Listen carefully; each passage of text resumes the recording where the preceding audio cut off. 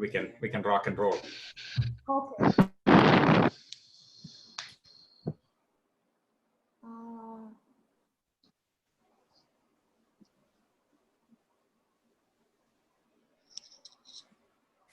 Okay.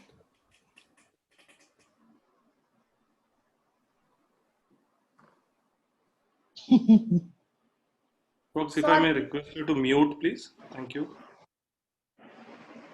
Okay. So I'll start. Hi, everybody. First of all, happy Ganesh Chaturthi today, isn't it? To all of you. So, so it's so nice to see everyone and everyone's kids here. So it's so nice and wonderful. It was that. Oh, sorry. How do I go back? 1 minute. 1 minute.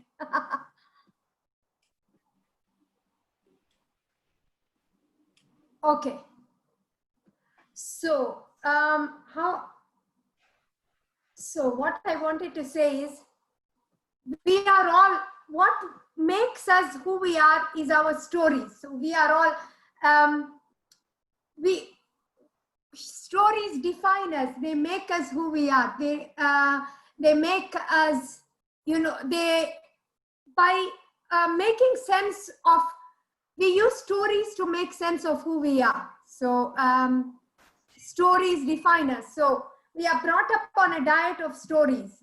So our grandparents and parents, especially us Indians, we are brought up with mythology, with all these stories. There's a, as we saw in Vijayanand's talk, there's a storytelling tradition in India going back so many centuries. So stories were told in different forms and different mediums. So they were told through song, through, and Vijayanand kindly shared, I mean, once this talk goes, you can go visit this link. And it tells the entire story of the entire Ramayana in just in 6 minutes. So there was a storytelling through song. I think we are a very social people, which Rajshekhar will talk about next, about networking, etc. And we need stories. We, you know, just now before we joined, before I started the talk, we were talking about stories. We were sharing stories, and that's how we make sense of everything that is going on in the world. That's how. And I think what's happened now with this pandemic is, you know, somebody asked me, has it affected book sales? It has affected print book sales, but not e-book sales. E-book sales have gone over the roof, because I think stories are escapism as well. And we tell each other stories, and we take comfort in stories. Also, we each, when we read a book, each of us understands it differently. We experience it differently. So for a writer, as a writer, you just write the story, but once you write the story, it's out there, and then it's everybody experiences it differently. I have had people message me. I had this, I'll quickly tell you one story, personal story now. I had this, when my first debut was published, there was this mother-in-law and daughter-in-law who didn't get on. So the mother-in-law read the book, messaged me and said, I related to your book so much. I could see you wrote all about my daughter-in-law in that woman. And then the daughter-in-law messaged me and said that it was all about the mother-in-law. So you see, it was the same person, the same character, but each of them had identified with what they wanted to identify with. So no two people reading the same book experience the same story the same way. So Samuel Johnson said, a writer only begins the book, a reader finishes it. So once you write a book, it's all left to the reader to experience, because and that is the special uniqueness of a book, I think, because you use, I mean, it's the book, the story, and then it's your imagination which engages with the story. So which puts the color, which gives your own take on the story. This is not there in any of the other mediums. This is not there in TV or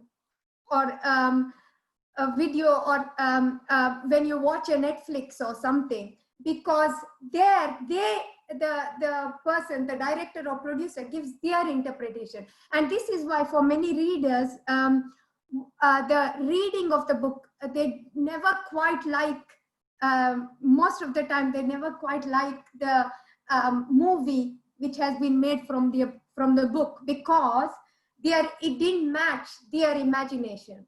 So that's the special thing about a book, because it makes you can put your take on the book. So it's a partnership, basically, reading a book rather than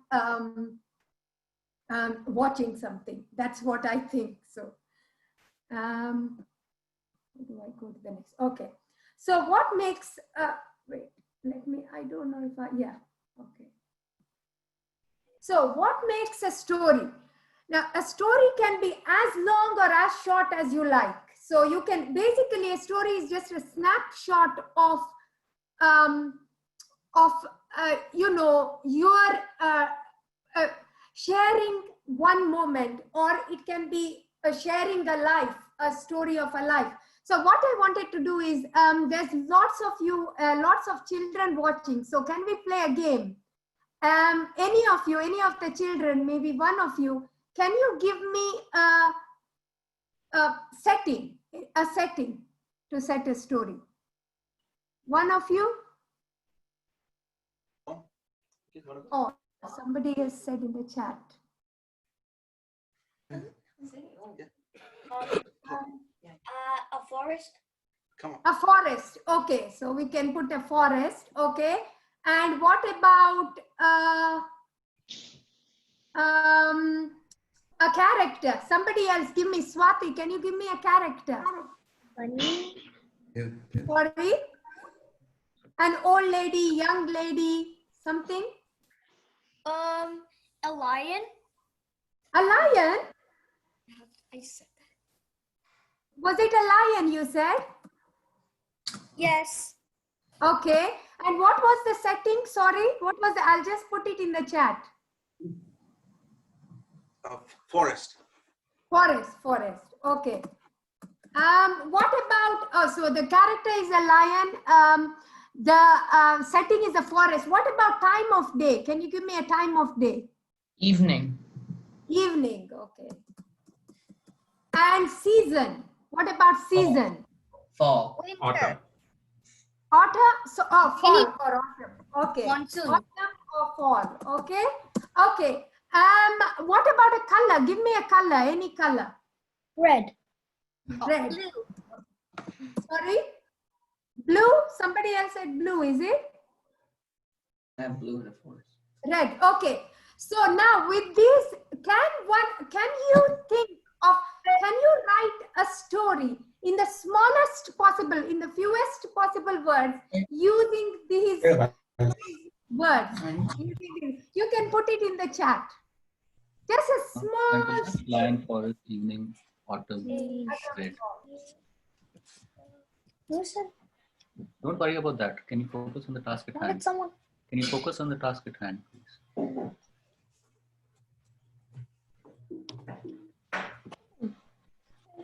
So remember, it should it could be a cliffhanger story. It could be a story with a proper ending. It could be anything. What do you think happens to the lion in the forest in the evening? And how does the color come in? So red has connotations of, what does the color red have connotations? What do you think when you think red? I think of, oh, sorry? Have like had an accident, like it would be like Wow. Yes, exactly. See, you are already your imagination is firing up. You are thinking, a lion race across the blue river. Beautiful. Okay. A lion in the forest enjoying a colorful autumn evening had red colored hair. Now this is so interesting. Is this Nagesh your son? No, that was me. Oh, wow. Now, that's interesting.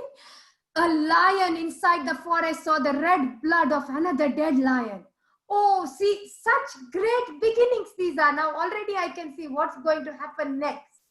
What do you think will happen next? And why do you think this a lion had red colored hair? You see, just taking a few words. Oh, somebody gave a cliffhanger, a lion hanging on a red cliff in a forest. That's a good one. Oh, Amit, sorry. A lion walked into the forest in the evening. It was fall and the sky was red. That is beautiful, beautiful. See, the descriptive is so descriptive. You can actually picture this lion walking into the forest in the evening. It was fall and the sky was red. Wow, I can see so many beginnings of so many novels here. Beautiful.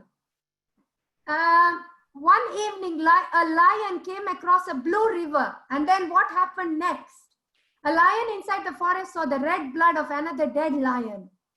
A lion went to a lake in an autumn evening to drink water, but it was taken aback to see the water was red. Why do you think the water is red? What's going to happen next? See, there's so many stories. You are all great story writers. You have beginnings of novels here.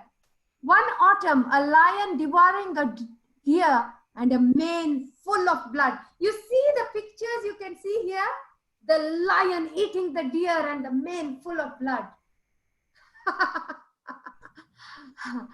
Amit, I'm laughing at your comment. Okay. So the ferocious lion walked through the forest in the evening. Autumn wind, red leaves crunching underfoot. See, this is wonderful because it has used senses. It has used sound, the red leaves crunching. It has used sight because you can see the red leaves. So this one, it creates a picture for the reader. Oh, look at this one. A lion paces over his thoughts as he loses his mind over hunger. Before he thinks about where he is or what he is about to do, he loses himself to hunger, the most living instinct there is. He looks up, growling at the trees. He is in a forest that towers above him, challenging his very superiority in the land. It was autumn, the oranges and reds swirling his mind, but only reminding him of what he would do for food, for a deer that seemed to be the biggest gift he could possibly get. Beautiful. So this is a hungry lion who is desperate. So, and that was a beautiful description from S. Shenoy's. Beautiful. Swati. That was beautiful. Wow. Look at your imagination fired up in 5 minutes. Just think, in 5 minutes you can do this. What can you do with, if you have, oh, I can't wait to read. So you see, everyone, you can write. All of you can write, and you all write so beautifully, and there's so much. This is just a snapshot. You can develop this. You can add more color. You can add more senses. You can add more tension. What happens next? Now, in Swati's story, the lion was desperate. He was hungry. So what do you think he will do? He will see somebody and he will pounce, and who knows what will happen next. Then from Naveen Yadav, on an autumn evening, the lion was walking under the red fallen sky and deep forest. He thought of himself as he was hungry. He decided to hunt, but he was so old. Oh, now we feel sorry for this lion because he's old. Ferocious lion walking along in the forest sees his wife and his face turns red. This one I won't even touch. Okay, let's go to the next. A calm and peaceful evening. I saw a fierce lion in a dark forest. Right when I saw him, the sky suddenly turned red. Now, all of this, see, what I wanted to show with this is that there's more coming, but we will move on. I will read through all of them, and I will give you my email at the end so you can email me, okay? And I will read through all and comment to you on WhatsApp at the end. But what I wanted to say is just a few words can fire up your imagination and create so many stories.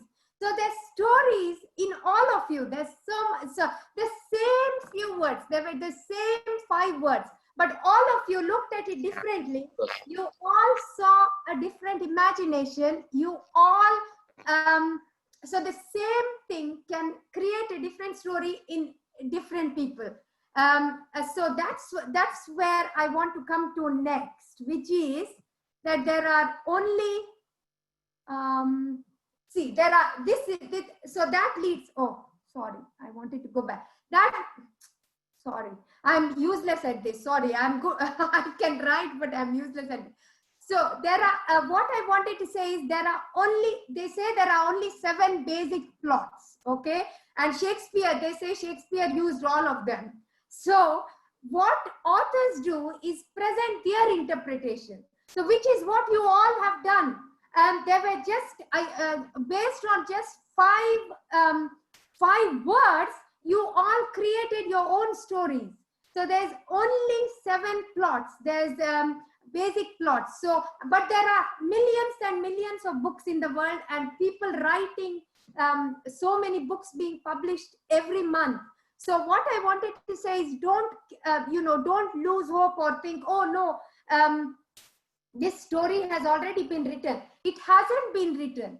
In a sense, your story, what your imagination can create, has not been written. Only you can write your version of your story. Okay, so all of you can publish your books, and they will be unique, they will be original, because it's your take on the story. Okay, so that's what I wanted to say. Okay, now the next slide is how to become an author. So, oh God, I don't know why I'm so bad at this. Sorry. How to become an author. So the requirements for an author is a story, which you all proved just now that you can do. You can all write a story. You can all write a beautiful story which fires up, which makes the reader question. So question and ask questions. In just 5 minutes, you fired up a reader's imagination, and that's all the reader wants. When they pick up a book, they want to be able to read a story and think about the story, which you all did, because I wanted to know what's happening next, what's going to happen next. Yes. The other thing you need, which is also important to become everybody is a writer. Anybody who writes, you all are writers. But to get published, you need the perseverance and the drive to work through the many drafts. Because when I write, now I'm basically writing the first draft, I will send it to my editor, she will come back, and it will go through lots of different drafts. So that is what, that is the one thing. So what separates a published author from an author who hasn't been published yet, but that's the only, is that they have just kept on going. They've just kept on going, kept on sending their manuscript off. It's not that they are better than somebody else. It's just that they have kept on going. They've just kept on. Harry Potter, J.K. Rowling was rejected by so many publishers because they said, oh, I don't think anybody will like this story about this boy who does magic. And then they kept on rejecting. Finally, a small publisher called Bloomsbury decided to take on J.K. Rowling. And that publisher is now one of the biggest publishers in the world, thanks to J.K. Rowling. And many of the other publishers who rejected her must be saying, oh, must be, you know, kicking themselves, because they, they didn't see the potential in her story. So even you never know what is around the corner. So children wanting to write, read. So that's the only requirement to be an author. Just read as much as you can. And also one thing is, if you like something, like let's say you like Diary of a Wimpy Kid, or you like Harry Potter, I know I do it. And or who is the other one? The one with the Greg. Who is the That is Wimpy Kid, isn't it? Greg and Greg, yeah, please. that is. What about the other one? Middle school and for there's the one more Geronimo, I think. Inspired by Enid Blyton. Geronimo Stilton and everything. Yeah. So and then there is sorry. Can you try can you also put famous by Enid Blyton? Yes, I grew up on Enid Blyton. Oh, I loved Enid Blyton. I loved Enid Blyton. When I came here, when I moved to the UK, the first thing I did was I bought ginger beer and I had all the sandwiches that they used to have on their picnics. But anyway, so but what I was going to say is, don't stick to the thing I find the mistake I did was, because I liked one sort of like you like oh, the Tom, the other one is the Tom something, you know, the books with Tom anyway, never mind. So you tend to just Tom Brown. read Tom Gates. Tom Gates. That's the one. That's the Yeah. one. Tom Gates and the Wimpy Kid and everything. So you stick to don't only. And what about Captain Underpants? Does anybody like Captain Underpants? And what about Horrid Henry? Do you like Horrid Henry? You read Horrid Henry? Huh? But don't stick to what I wanted to say is, try other books. My daughter used to only read only the books she liked, but you don't know what you're missing. So try. I know that we have our favorites. So, but also read some of the other genres as well. Just try them. You can give them up if you don't like them, but just try them. Read lots of different genres. Okay. And if you want to write a little, like you did just now. Just choose a word or choose a setting or choose a color. Challenge yourself and write a little or a lot every day. Up to you, okay? But just write. So you get into the habit of writing. And if you are passionate, it will happen. It will happen. So the published author is just somebody who has just kept on going. That's all. That's the only difference between a published author and somebody who has not been published yet. But if they keep on going, they will get published. Okay. So how much of real life goes into fiction?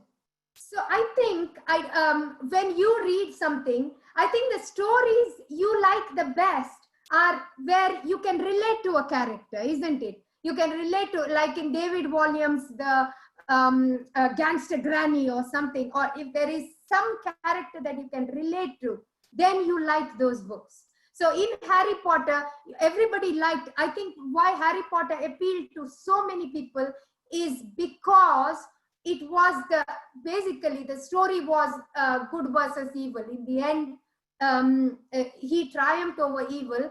And he was, I think we could relate to Harry because he was just like any other child, in the sense that he was scared, but he was brave. He tried to overcome his fear, isn't it? So stories, when you write stories, I did the biggest mistake I did initially when writing was, my good person was too good. He didn't have anything bad in him. He was too good. He wasn't human. So you couldn't relate to the good person because he was too good. So you felt annoyed with him.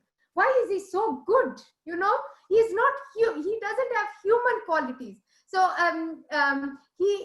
so what I'm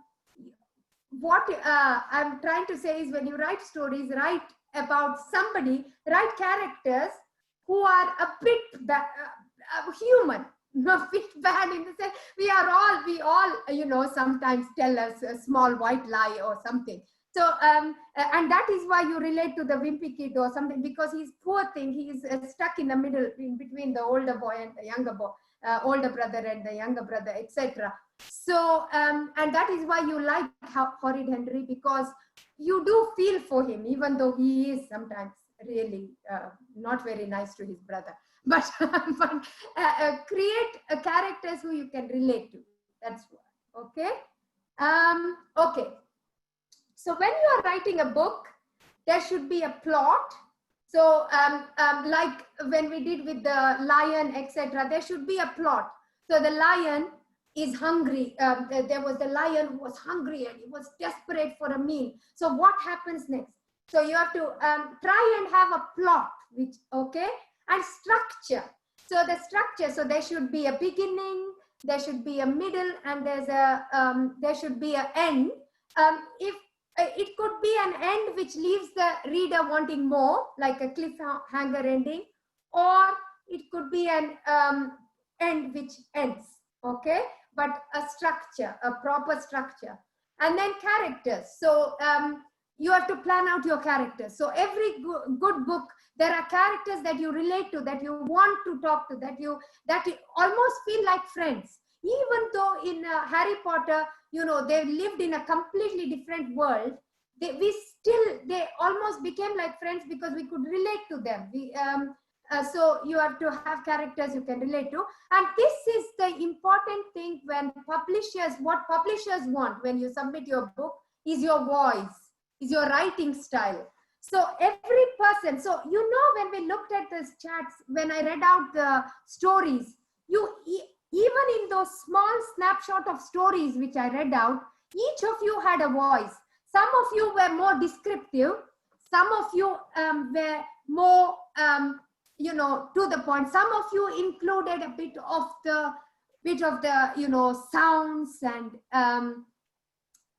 you know, what you saw, the color. So some of you had a more descriptive writing style. Some of you had a more, you know, straight into action writing style. So Swati had a more descriptive style. So she went more into the emotion. So we could feel the lion's emotion.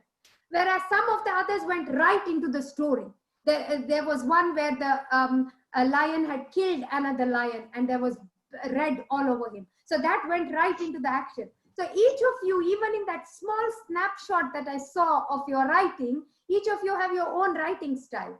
So when you work off a book, what my publisher said is, when you pick up and read a book, you should be able to tell, oh, this is by this author. So even when you pick up your favorite author's book, you know immediately who is writing it, even though maybe you don't know. Sometimes, even though you maybe the first page is torn and you don't know who is the author, when you read a couple of pages, you are able to tell who the author is, and that is the one thing which is hard to define, but it comes with practice, voice or writing style. So okay, characters. I've already talked a bit about the character, but before this, sorry, am I going too fast or is this okay?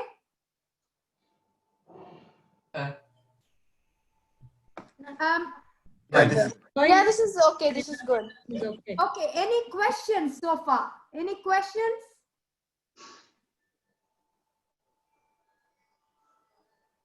No? Can I move on? Can I go on? Yes. Yeah, stop me if you have any questions. Just stop me and we can discuss. Om has a question, Renita. Yes, yes. What made you like? Closer. What made you start? What made you to start writing? Like, what influenced you? I was influenced by Enid. When growing up, I used to read Enid Blyton stories and everything, and I thought, oh, it's so nice to escape into these worlds, isn't it? It's so nice to escape into these worlds. So my dad got me my first storybooks. It was Anderson and Grimm fairy tales. Have you read Anderson and Grimm fairy tales? Oh no. Just any fairy tale. So he got me my first book when I was 6 or 7. And I read that and I thought, oh, so nice. It's so nice. I can escape into these worlds. Have you felt like that when you read these books? You feel like you have escaped into these worlds. And I thought it will be so nice to do this, to create something and make other people read my words and escape into my words. So I just thought, oh, I would love to write, but it was just a sort of a fairy tale itself until much later, when I was much older. But that was how I always wanted to write, but because we grew up in India, at that time when I was I told my mom I would like to study English, but she said, she thought that time, because I grew up in a small village in India, and she thought, oh no, there were not many prospects if you studied English. But now, this is the wonderful thing about the world. Now there are lots of more prospects, and I suppose that time there were as well, but we just didn't know it. So then I studied engineering, and which is why I met your dad and all the other lovely people. So which is why I'm here. And then, so I only started writing afterwards, after my children were born, when I had time. But this is the other nice thing. You see, you can follow one career and you can always change it. You don't need to limit yourself to just one career. You can do something, but if you want to do something else, you always can do it. So you just need to have the, don't give up on your dreams and just follow them whenever. So you don't, I just took longer. That's all. So, okay. Yeah. Thank you. Yeah. Oh, thank you. Okay. So I'll continue.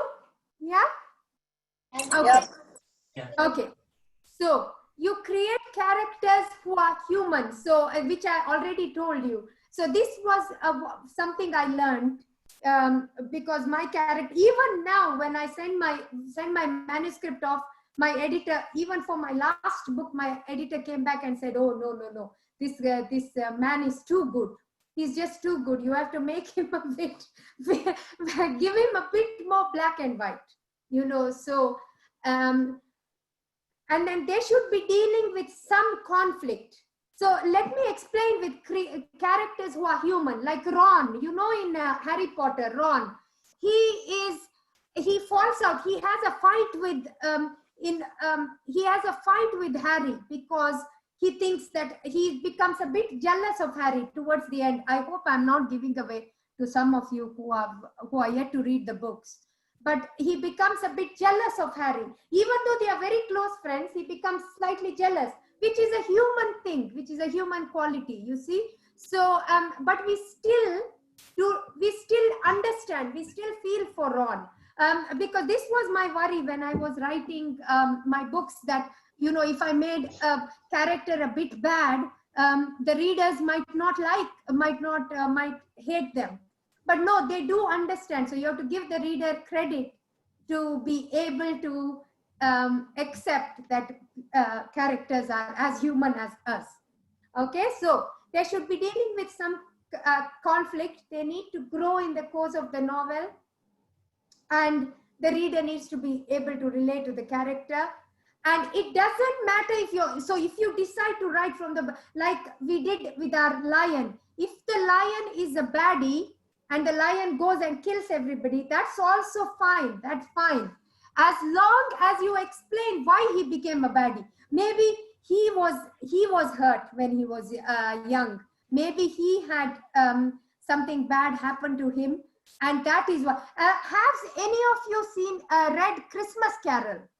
A Christmas Carol by Charles Dickens, or seen Christmas Carol? Or have you heard of Scrooge? Scrooge is a very, very bad character because he is a bit of a miser. He is horrible. He is horrible to his, so when the novel begins in Christmas Carol, Scrooge is horrible to his, to everybody, to his family, to his nephew, to his friends, he doesn't have any friends, to everybody. And as the novel progresses, we see why he has become like that. So we actually, even though we hate Scrooge at the beginning, we begin to understand that he had a lot of upset in his life, so he became the way he is.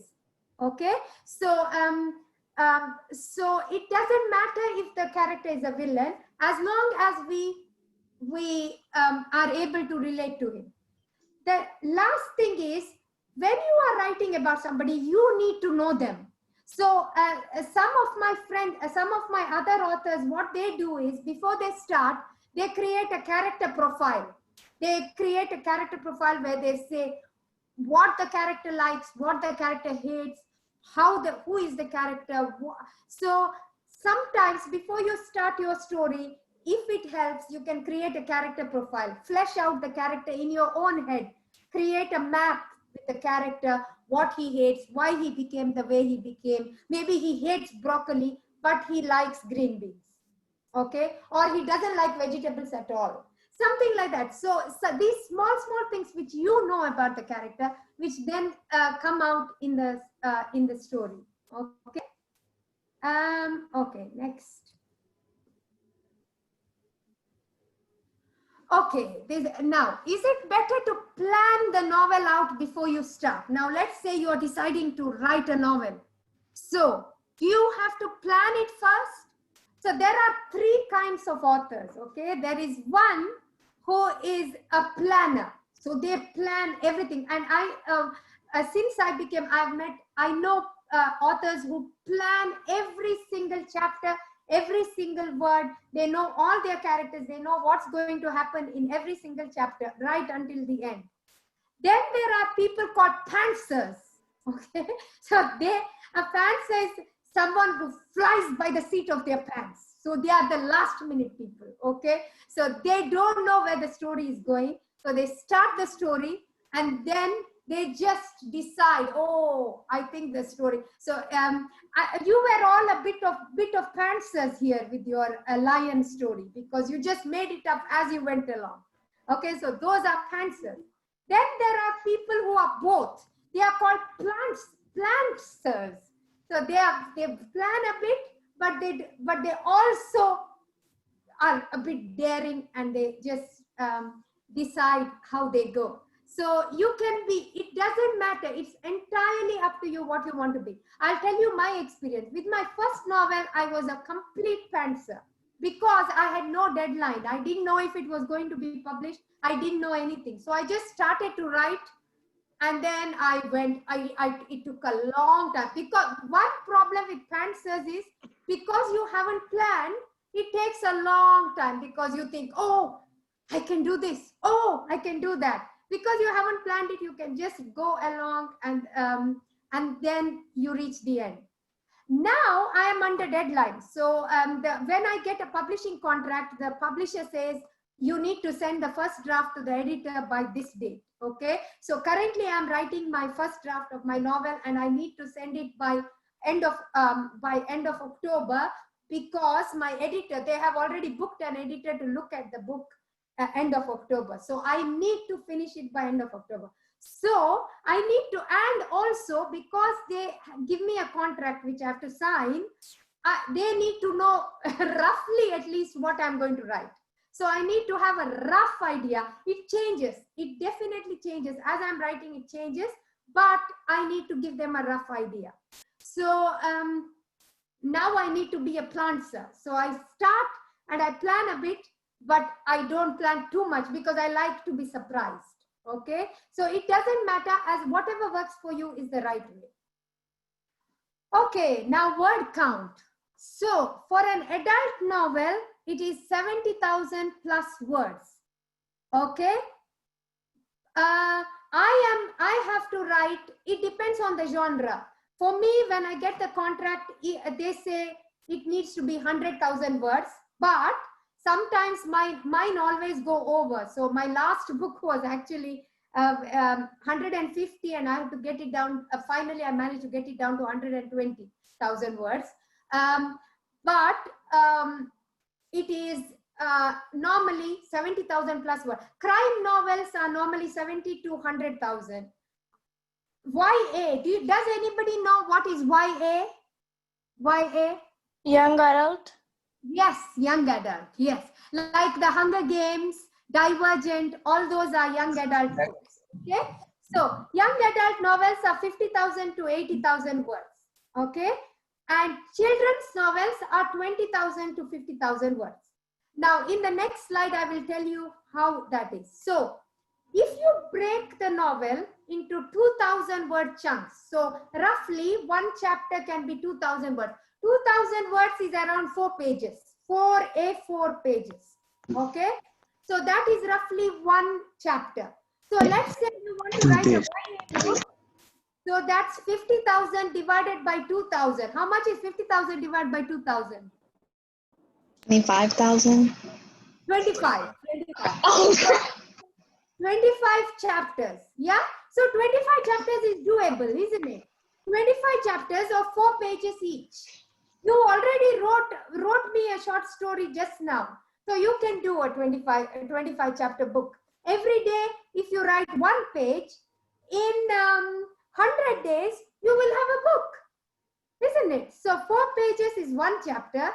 So 25 pages is 50,000 words. So in 100 days, you will have, so for the, we were 3 months in lockdown. So in 3 months, you could have written a book.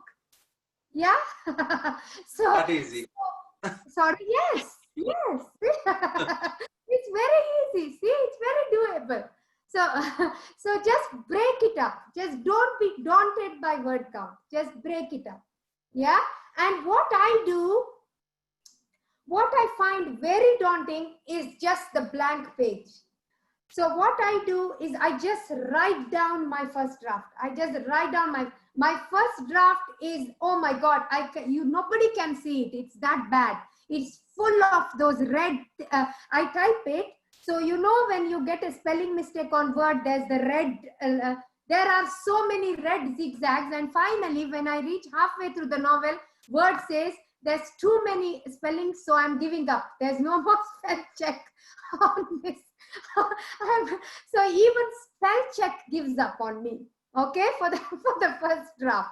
So what I wanted to say, for the first draft, just write. Don't be daunted by word count. Just write. Just take your thing. Many mistakes. So people, I've seen some people who, what they do is they write the first chapter. Some of my friend who wants to write a book, I keep telling her, she has written the first chapter, but she has kept on working and working and working on that first chapter. The first chapter is perfect, but she hasn't moved on because the first chapter is not perfect according to her. So what I would say is, you will never, even now, even the books which are published, I don't think they are perfect. I feel if it was up to me, I would keep on working on them. I would want to make them better and better and better. But at some point, you have to stop. So just write the full story down. That's what, because it's easier to work on, improve on a story rather than, not having a blank page. Okay, so just get the story down. That's what I would say. Okay, so most writers are actually very, what do you say, very, they are... Renita, there was one question here. Okay, tell me, please. Yes. So me and my friends are actually, we're writing a novel. It's sort of a young adult novel, but the... Wonderful. Good for you. Yeah. Yeah, but the problem is that it's too high of a word count. It already has like 100,000. That's wonderful. So that means the word count is not. It's fine to have a big word count. Okay, that's very good because you can always get it down. Or the better thing is you can have the trilogy. We're making a trilogy, actually. Exactly. Like Hunger Games or like what is that? Twilight. You can have a trilogy. So don't worry. If you have more word count, that's wonderful. I'm so happy. I would love to look at it. That's wonderful. It's always better to have more. Many of the authors, some of the authors, so we fall into, the authors I know, my friends, we fall into 2 camps. some of us, like me, we always overwrite. We write more words. Whereas some of them find it hard to reach their word count. Now it's harder to add words.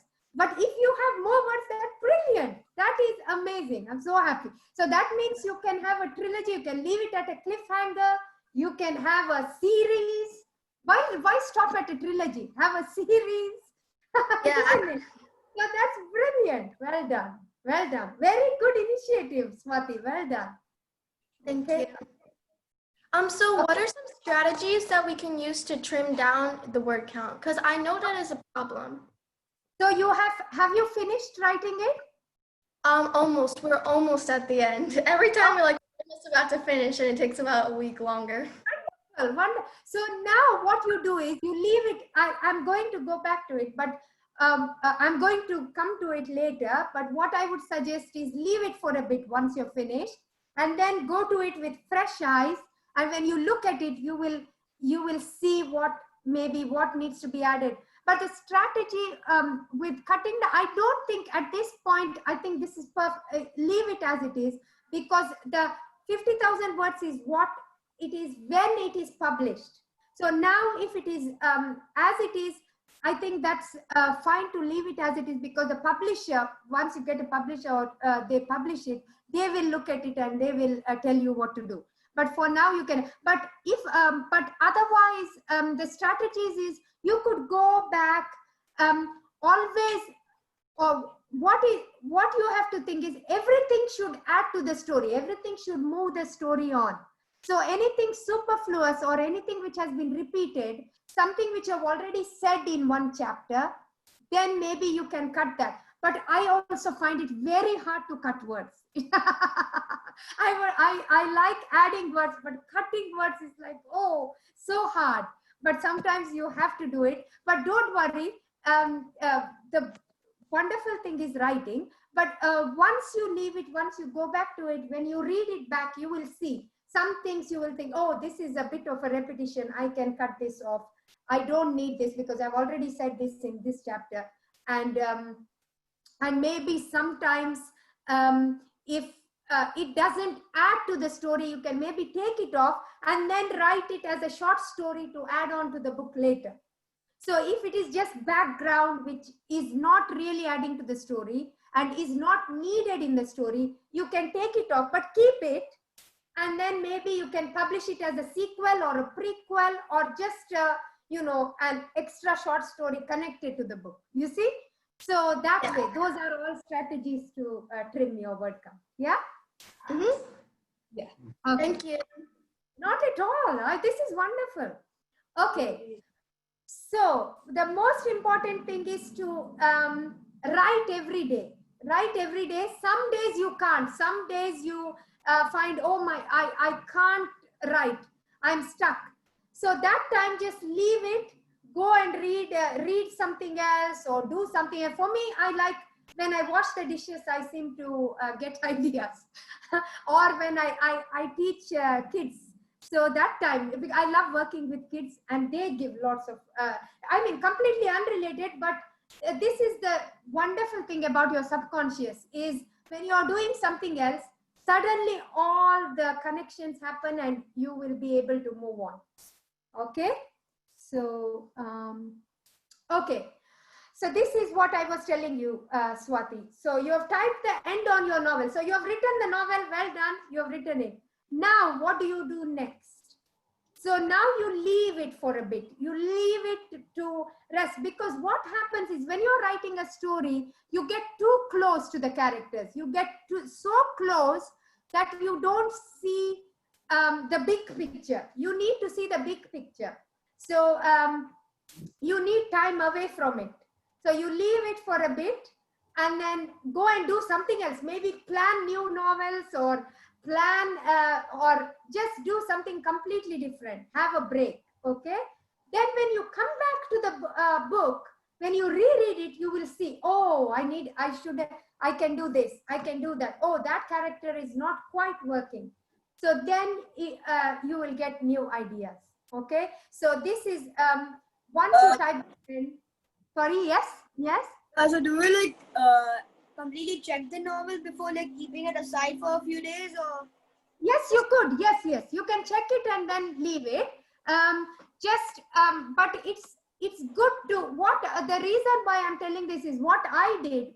The mistake I did was as soon as I typed end on my first draft, I said, "Yay! I finished a book," and I sent it off.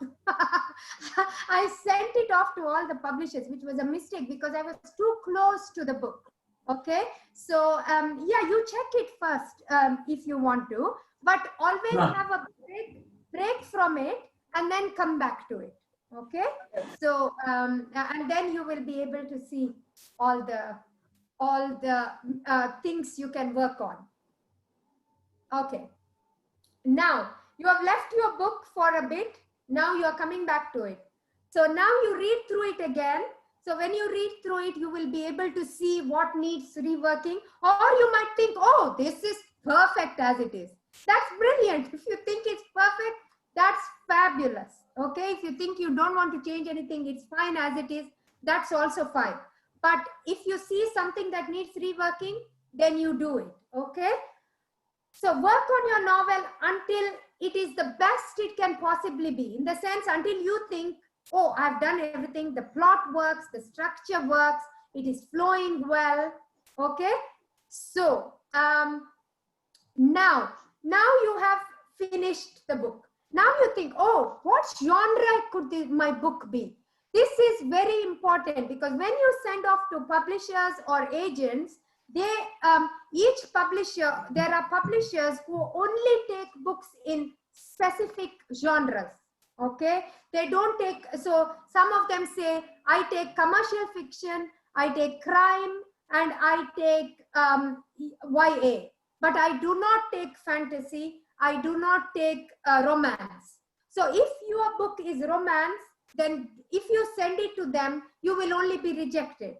So you should identify your genre. Okay, so let's say your genre is youth fiction, okay, young adult.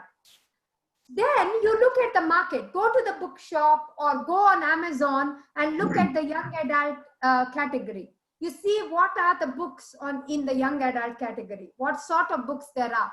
And then you read look at their titles, look at their blurbs. Okay. And then you write, once you have done that little bit of research, then you write a pitch for your novel. Now a pitch is a two-line or two-sentence. It's basically like a blurb. Okay, so let's say there was let's say a pitch for the one we wrote just now about the lion. Okay, there's a hungry lion who cannot find food. Okay, what is he going to do next? So it needs the pitch needs to be something which is just a 2-minute or let's say a 3-line, like in books, like like the best-selling books, there's a catchphrase. Like even in my Monsoon Memories, my first book, it said, the hardest journeys are the ones when you go home. Okay, sometimes the hardest thing is going home. So something like that. So you have to find a catchphrase for your book and a pitch for your book. Now, let's say there's one in which there is the serial killer or something. So a person has been murdered. Will the murderer be successful or something like that? It needs to be, so it needs to be a blurb, but smaller than a blurb, a pitch, which needs to sell your book to the audience, to the publisher when you send it. Okay. Then you write a synopsis. So most agents and publishers ask for a synopsis. So a synopsis is a summary of your book. It's a 2-page, so maximum 2-page summary. And the most important in this one, you have to, in a synopsis, you have to tell your ending. Sometimes authors don't want to give away the ending. You know, they want to build up the suspense. But when you are submitting to publishers and agents, you have to tell the ending. They like to know because they want to know whether this will appeal to their audience. This will appeal to the market. Okay. So you have to, they normally ask you to give ending. Sometimes they also ask for an outline. An outline is very few of them, but an outline is a chapter by chapter summary of your book. So every chapter, what's happening in each chapter, but very few ask for outline. Most of them normally ask for a synopsis, which is a 2-page summary. Okay. Then agents, I will talk about whether you have to submit to agents or publishers, whether you need an agent at all, or you can go directly to a publisher. I will talk about that soon. Okay. But when you are sending out research unsolicited, so many publishers, you can only send to publishers who are asking for unsolicited submissions.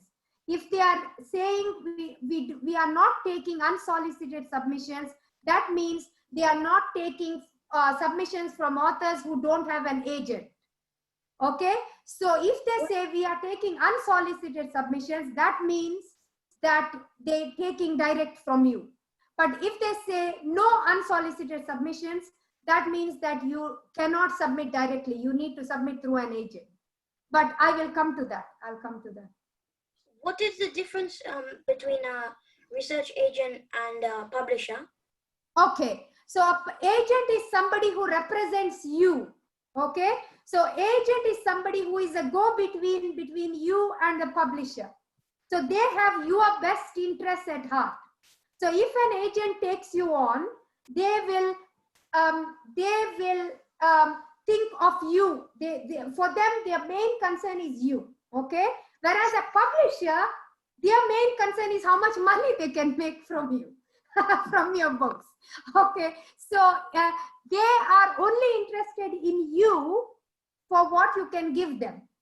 Okay, whereas agent, why is an agent interested in you? Because they will take their cut. They normally take 15% of any contract that they negotiate. But the good thing about having an agent is, like now I have an agent. The good thing about having an agent is, I'll tell you, you are contracted. So with me, with my publisher, I'm contracted to write historical fiction. Okay, they want me to write historical fiction set in India and UK. And but if I wanted to write something else, then I have to go back to the publisher and ask. But for now, I can, the contract, according to my contract, I can only write historical fiction for them. Okay. Whereas with my agent, she will negotiate. Now I have written another book in another genre. So she will negotiate with other publishers for me. And she will get me contracts. Also, she will get all the other film rights and TV rights and, translations, foreign translations. She will also go through all the contract with, I will explain, we will come to an agent. But anyway, what I wanted to say is that the agent is on your side, whereas a publisher is only looking at what they can get from you. Okay, so that is the difference. Okay, so but it's not always, some authors do not have agents because they get more money that way, because then they don't have to pay 15% of their earnings to the agent. So they negotiate directly with publishers. But an agent looks at all your contract, goes through all the wording of the contract, and that way it's nice to have an agent, because even if you, let's say you don't meet your deadline and your publisher drops you, if you have your agent, they will find other publishers for you. Okay, so anyway, is okay, yeah. So basically, what once you have done, just send it off to agents and publishers, and then just keep on sending it off until you are accepted. That's what this slide is saying. Okay, so the mistakes I have made is, when I first sent off my book, my story was not the best it could be. It was I just wrote a story and I thought, oh, I've written a story, so I just sent it off. And then, so of course I got rejected, but I was lucky because a couple of the publishers asked for a full manuscript. So I will explain that. So when you send off, when you submit to publishers and agents, they ask for, most of them ask for the first 3 chapters and the synopsis. If they are asking for the first 3 chapters because they want to see your writing style. You know, I talked about the writing style. So they are seeing your writing style, and also whether there is an whether you have the potential, etc., or whether they can sell the book. If they like the writing that they've seen, they will ask for a full manuscript. Then you send your full manuscript back to them. Okay, so so first you send the first 3 paragraphs. If they like it, then you send the full story off. Okay.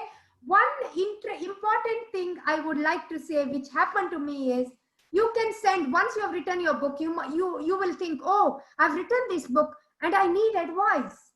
I need people to tell me because I don't know whether it's good or not.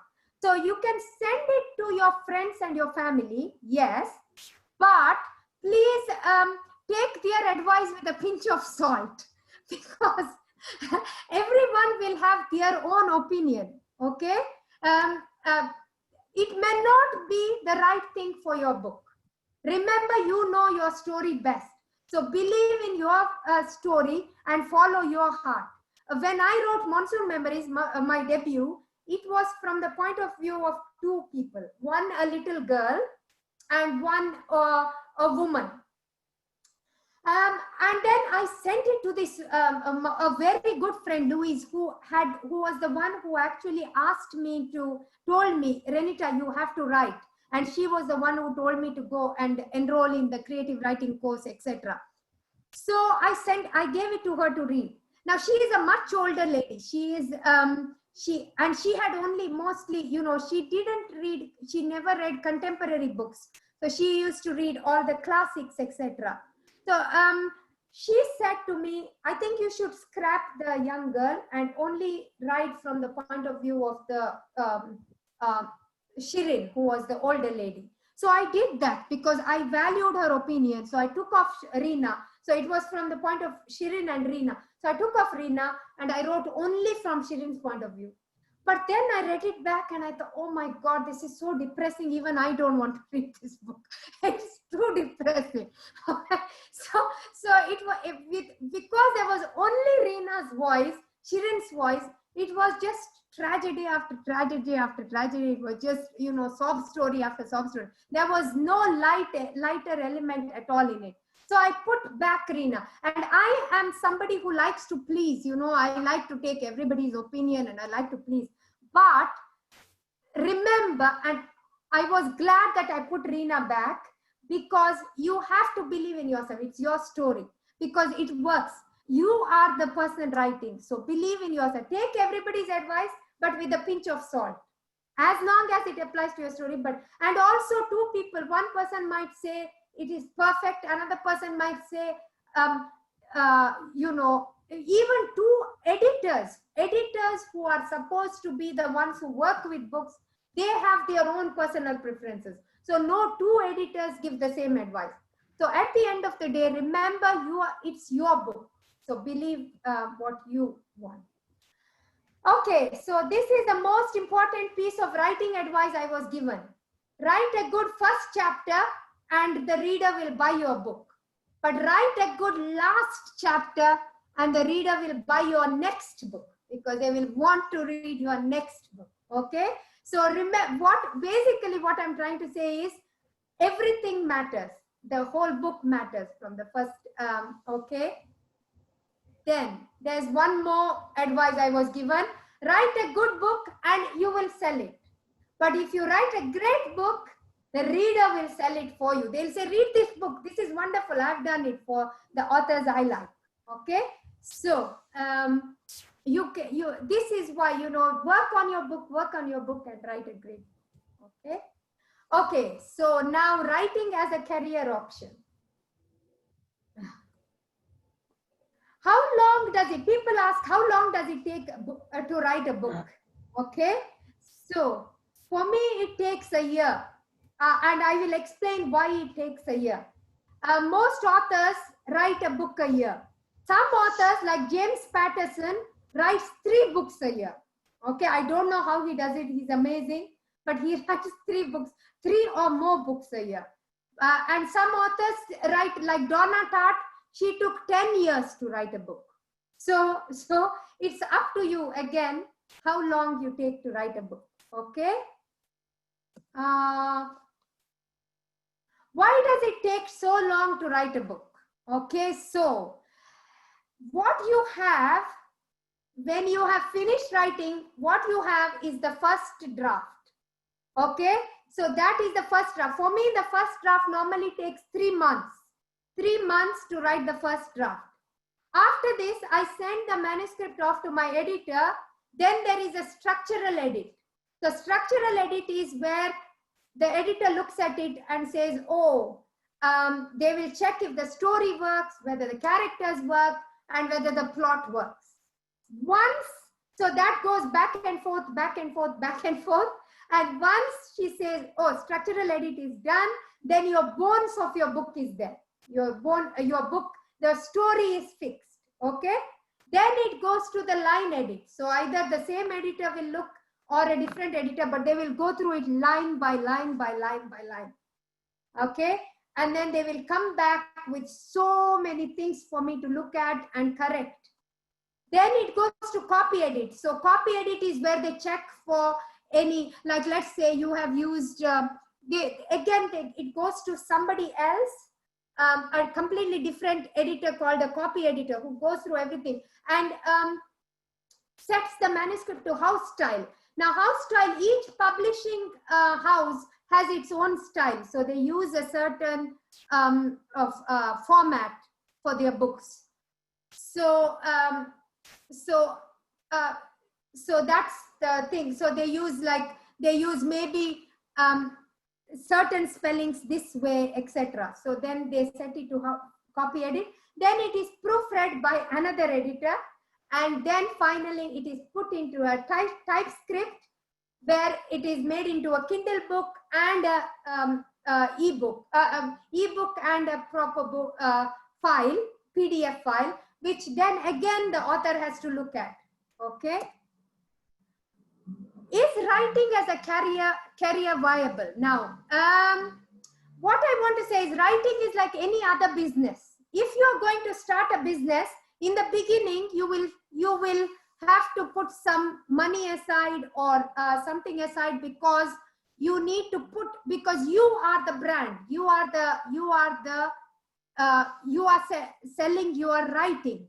So it's a business like any other. So in the beginning, you will, until you find your feet, until you have a stable of books behind you, or until you make a name, it is not as lucrative. So you have to, basically you have to give it a bit of time, like with any other business. If you are starting any business, you need to have, for some time, you will struggle. But after that, it will take off. Or if you are somebody like, Harry Potter, with the first book, you will take off. but it's a business like any other. So yes, it is viable, but you need to give it time. You cannot expect it to immediately reap rewards. It will take a bit of time. Okay. Okay. So it is your passion. Writing is your passion. And now writing was my passion. Now it is my job. Has the joy gone out? No, not for me. I love writing. I don't want to do anything else. I want to write until I am, I can't, I don't know until but some writers I know do not like to write to deadline. Okay. And then there are others who do not like, so there was one writer with me, another historical fiction writer, who wanted to write from the point of view of a man. Now, my publisher, it is a women's fiction. So they say they are selling women's fiction. Okay. So they want their characters to be women. They want their main character. I think with my 4th book, I did want to write from the point, with most all the books I wanted to write from the point of view of a man. You know, we like to be challenged. You like to be challenged a bit, but they have fixed ideas of what they want, also because of what the readers want, because the readers come back with feedback and they want. Publisher always looks at making money, so they look at what sells.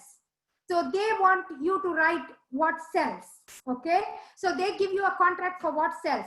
My friend Rebecca, she had this fixed idea of a story book in her head, told from the point of view of a man. And they said, can you change it and make it told from a point of view of a woman? She refused. She didn't want to. So they said, then we can't contract you to do it. But when you want to write from the point of view of a woman, you want to come back to us. So they were good actually, because any other publisher would have said, no, that's it. But they said, come back to us if you want to write what we would like you to write. They don't tell you what story to write, but they do have fixed things about what they want you to write about. So she left, and so that's the thing. So sometimes, and some authors are not happy with their covers. So the covers as well, you can have a bit of back and forth with your publisher, but they have the final word on covers, because covers are very important in selling, and covers determine the genre, they determine, so they are very important on whether the book sells. So the publisher likes to have the final word on the cover. Some authors are not happy with that, etc. For me, I'm just happy to be writing, so I'm just happy. So, and for me, if I want to write, I wanted to write a crime book. So I have written the crime book, but I've written it separately in my spare time. So I'm still writing for Bookager what they want, which is historical fiction, and what I want, I'm doing in my spare time. Okay. Is writing books lucrative? Yes, it is. And it seems in the COVID, it has shot up. They have shot up their ebook sales, not the print book sales, because Amazon for a bit, it stopped shipping in the, but ebook sales have absolutely shot up. And even print books, there have been lots of signings. There have been lots of signings for new books. So yes, it is lucrative. And audiobooks now, now the biggest new trend is audiobooks. Audiobooks are the newest trend. Okay. Okay. Where to get published now? Indian market is now, Indians are the biggest readers on Goodreads, which is the reading website. Indians are the biggest readers, but the publishing market was not that big. Let me give you an example. In India, if you publish a book in India, if you sell 10,000 copies, you become a bestseller. You go to the charts. You go to the top 10 charts. This was, I think, when Monsoon Memories went on to the charts, because it sold something like that. So it went on the top 10 chart. So whereas here, you need to send much, I'm in the UK and in the US, you need to sell, in the UK, you need to sell much more, but in the US, because it's such a big market, you need to sell loads more to go to the bestseller charts. So Indian, the market was small, but now there are more agents, there are more publishers. The big publishers are all moving there. So now it is a good time to get published in India as well. And there are agents coming up. There are agencies coming up. It's a boom in India as well now. So, but you don't have to limit yourself to submitting to India, because there's people, publishers are going international. They are taking submissions from international writers. And the other thing now, because of Black Lives Matter, is they are taking from more Black and ethnic minority writers. So now is a good time to write, and it is a good time to send, because they are because there has been a big big outcry that they are Black and ethnic minority writers have been underrepresented. So they are looking actively for Black and ethnic minority writers. So now is a good time to submit internationally and in India. Okay. Okay, now there's 3 different kinds of publishing. There's self-publishing, traditional publishing, and indie. Indie is independent publishing. So self-publishing is you publishing on your own. The difficulty with self-publishing. Now, I am a writer, but I don't know anything about marketing. I don't like to do much marketing. When I first got published, I went on social media, etc. But now I don't have the, I don't have the time to go on social media, and because that is taking away time from other things. So I don't have the time to do the marketing side of things. If you are self-published, then you do everything on your own. When I was sending out my book, self-publishing was frowned on. Nobody, it was something that you didn't do. But now it is acceptable to self-publish, and many self-published authors have gone on, some self-published authors have gone on to sell millions and become millionaires. Okay, so self-publishing is very good in the sense, if you are able to also market, then self-publishing is very good because you get all the revenue. All the revenue comes to you. No percentage of it will go to Amazon, no percentage of it will go to your publisher, no percentage of it will go to your agent. So it will all come to you. And you control everything. You control the book cover, you control the everything. But it also takes a lot of time, and you will have to do it all yourself. You will have to market it. You will have to do everything yourself. So that is the downside of self-publishing. But the upside is you get all the profits. Okay, you reap all the. Traditional publishing is the big publishers, Penguin, Bloomsbury, Hachette, all these big, there are the big 5 publishers. So that is traditional publishing. So you send it to all the publishers we know. Okay. And then there is independent publishing. Independent publishers are all these small publishers who have come up.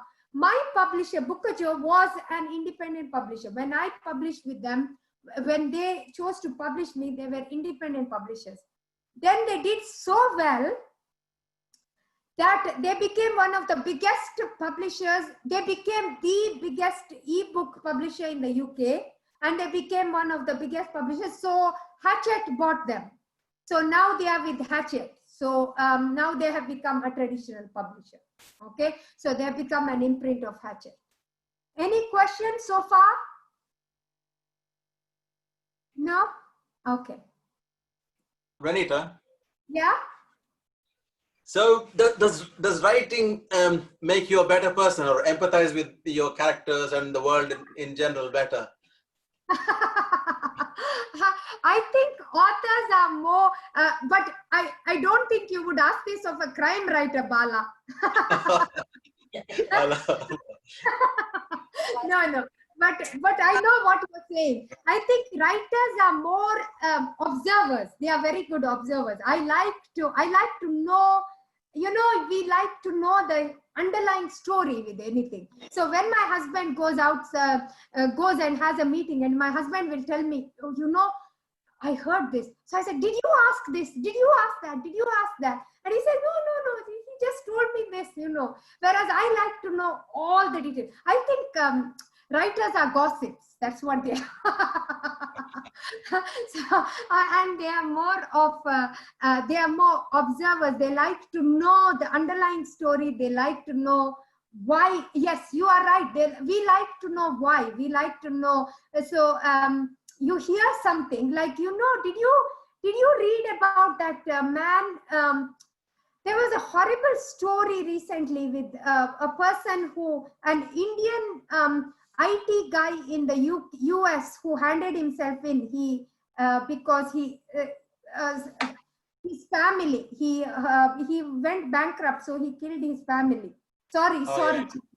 Yeah. Yeah. So anyway, so I thought, why did he do that? What happened? All these underlying. So I think with writers, we think more. We want to know why. We want to know the underlying reasons of what is happening, why people are doing what motivates people. I think and I like to look at this, all these people in the buses or the trains, look at their expressions. And my husband says, oh my God, I make stories. I say, see, they've just had a fight. He says, how do you know? Look at their expressions. He says, what's look, they are turning away from each other, the husband and wife. They must have had a fight. So you see, this is authors. We just make up stories even when there are none.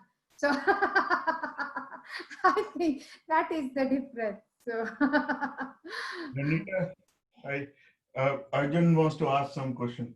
yes, Arjun, tell me. How do we get ideas for books?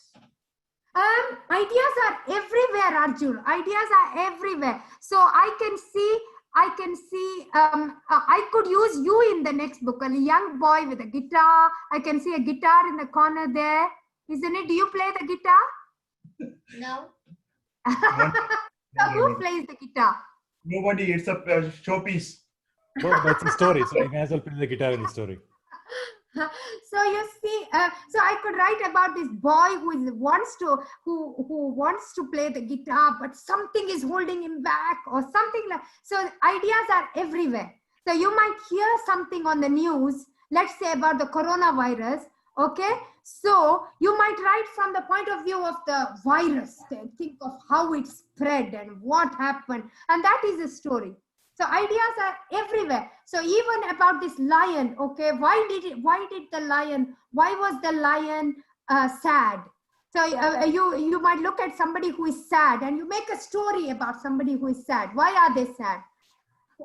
Why are they upset? So you can write about any, ideas are everywhere. Let's say your two best friends have a fight. So you can write about that. You see? So, but that's a very good question. Brilliant question. Thank you. I see a raise of hand from Sachin Shetty. Sachin, does your son have a question?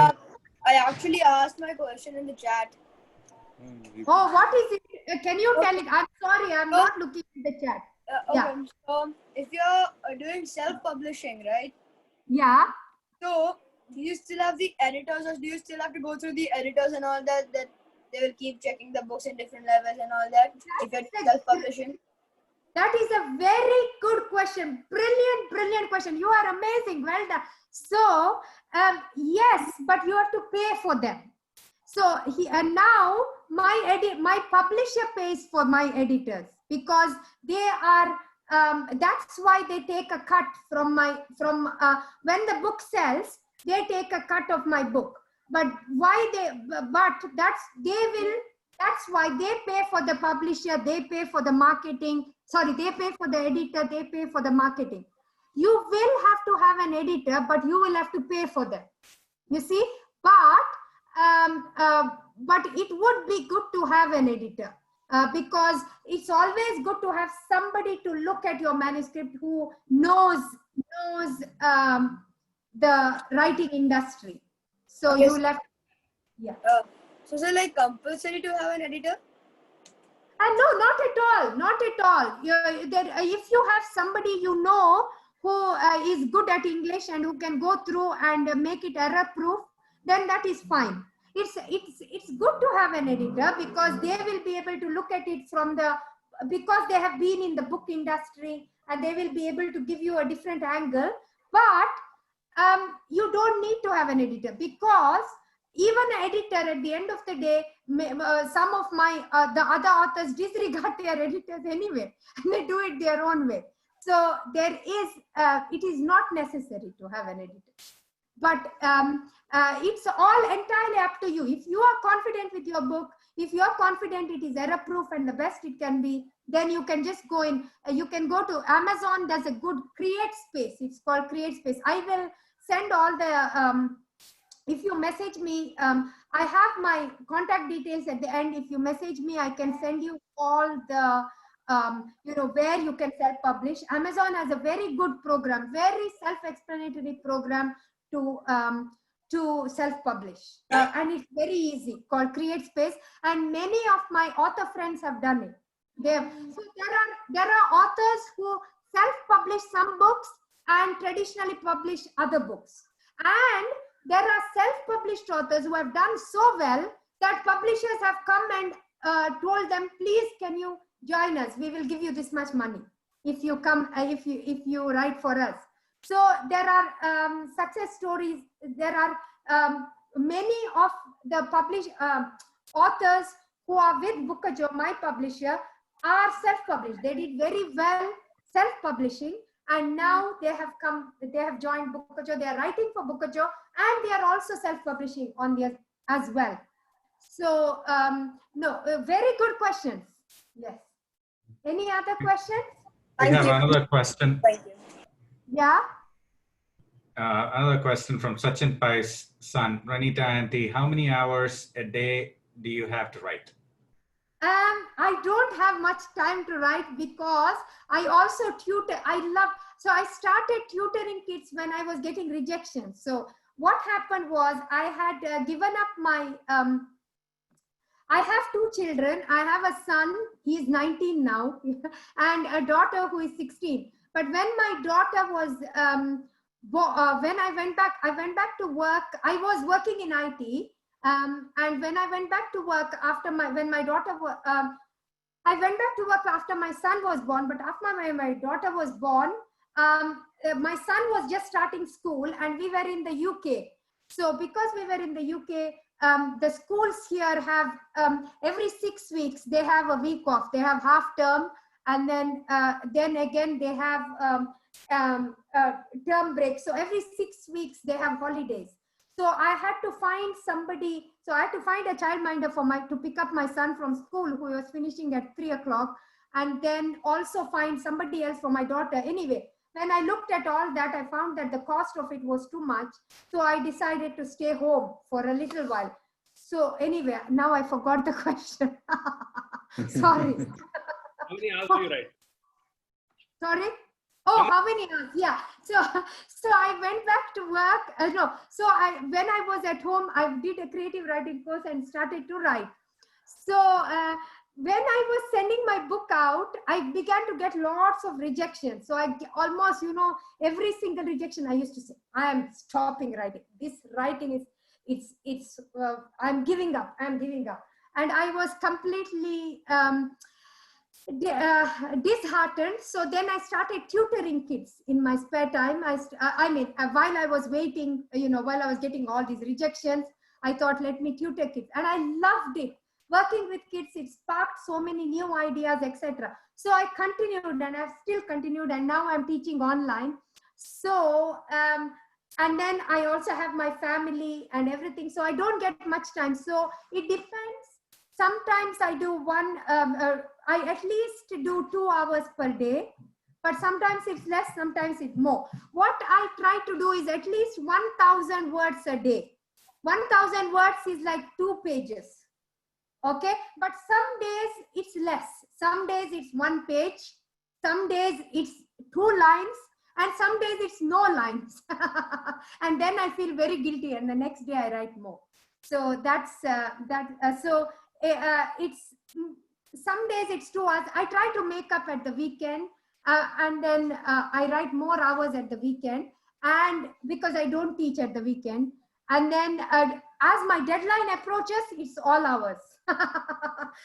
It's all up all night writing. Yeah, which I wouldn't recommend. I would recommend you to write. Don't do like me last minute.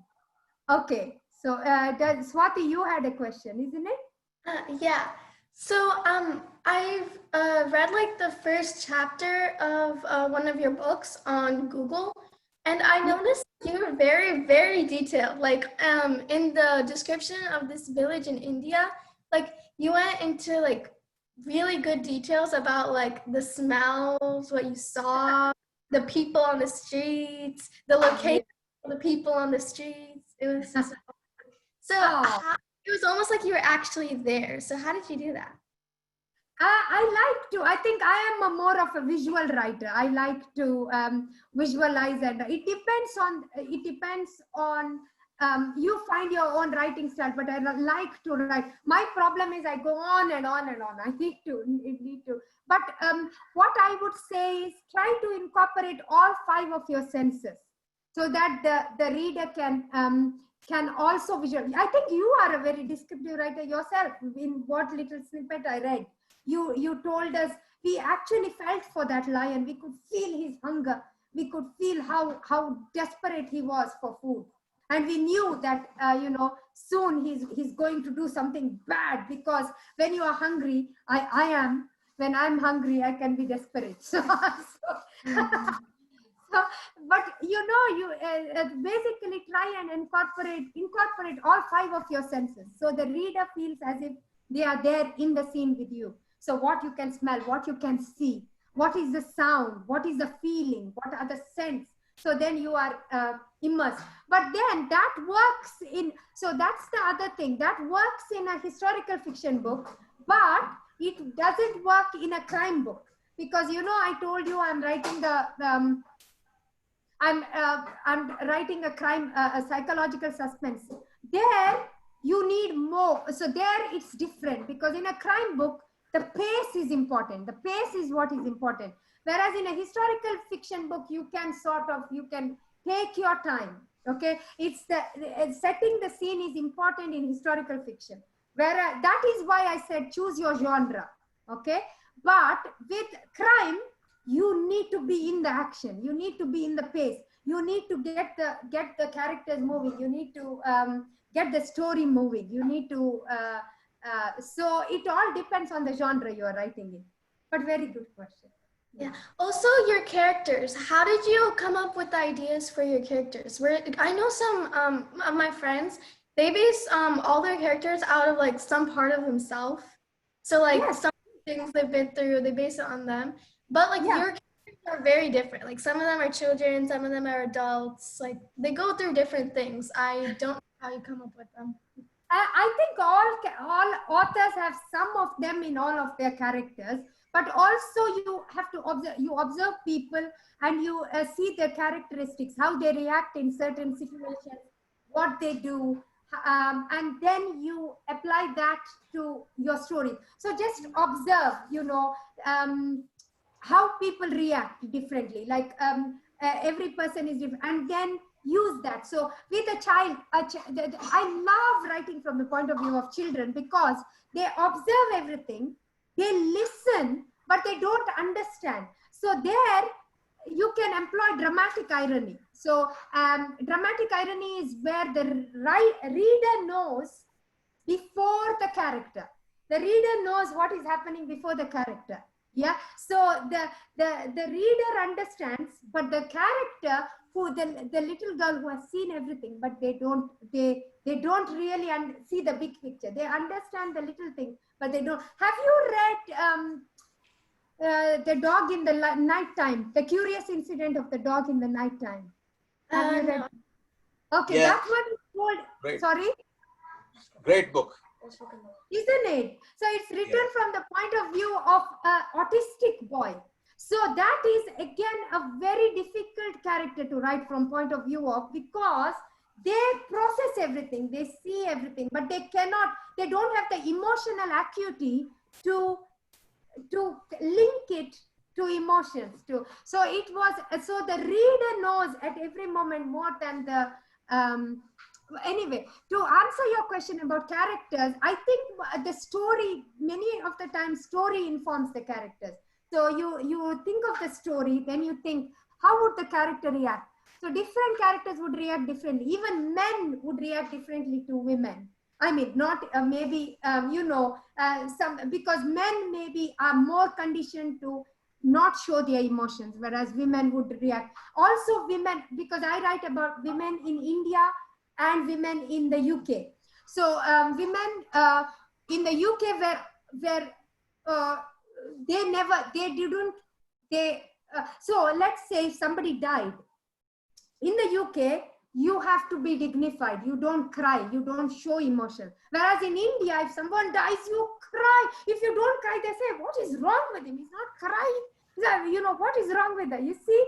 So you have to think of how culturally a character, how a character is informed by their culture, by their upbringing, by their everything. So you have to think of all that and apply it. You see, so this is why it goes through a long time to write a book, because you have to think of all, because the most important thing is that the reader needs to believe in the writer. They need to believe that the writer is authentic, telling them something authentic. If they lose that connection, then, because I have read books where I did not like the main character at all. And then I couldn't relate to the main character. And then I don't like the book. You see, so that's the thing. So as long as it doesn't matter, there's a book called You, which is an adult book. So I wouldn't recommend you read it. But it's written from the point of view of this serial killer. But we relate to the serial killer because he's very funny. And we actually relate to him because of the way it is written. So I think what I'm trying to say is just put yourself into your character's mind and think how they would react, how their upbringing, what they did would inform their behavior. That's what I would say. Yeah. So, thank you. Renita, can you take a couple more questions? Yes, of course, of course. Yeah. So Harish Deshpande's daughter Sanvi has a question. Renita auntie, it's a similar question to what Swati had.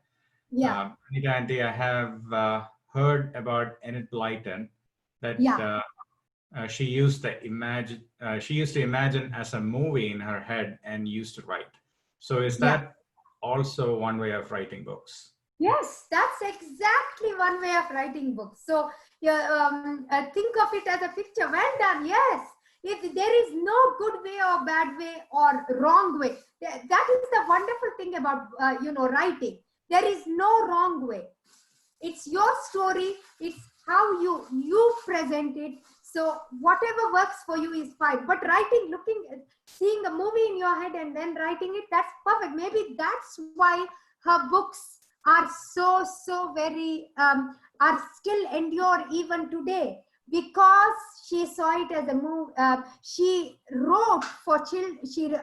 Her imagination was so vivid that I used to read about the faraway tree, and I so badly wanted to go up the faraway tree. I wanted to see fairies, but out of all the children here, I think only Lara has seen a fairy, which is but hopefully the rest of you will see as well. So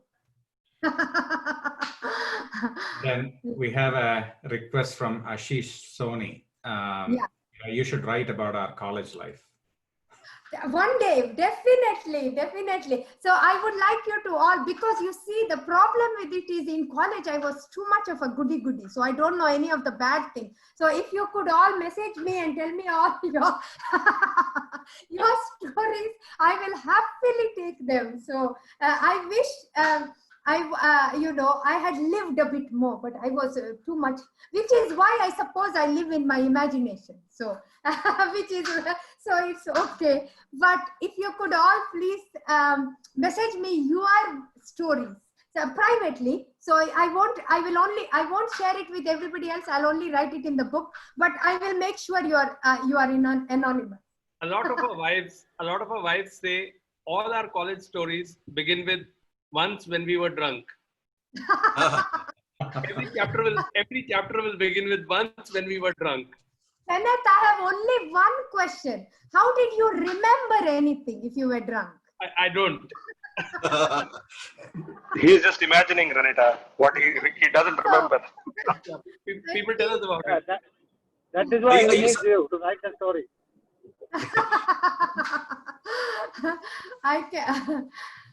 Ken, are you suggesting drink and write? Yes. Some of the best books were written when people were drunk, and worse, but we won't go there. Since there are kids here, we're talking about drinking Horlicks. Yeah.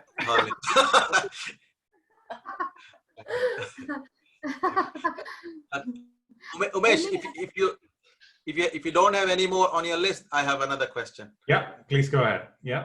Okay, so Renita, you said you took a course in creative writing and things like that. How much of a good or bad influence that was? My course was not really a proper course, in the sense what it was an adult education course. So I just signed up for the first thing. But what happened? I had a free morning when my daughter started at nursery, and one of my other moms agreed to pick her up. So this was the only course which was available that morning when I was free. So I booked it.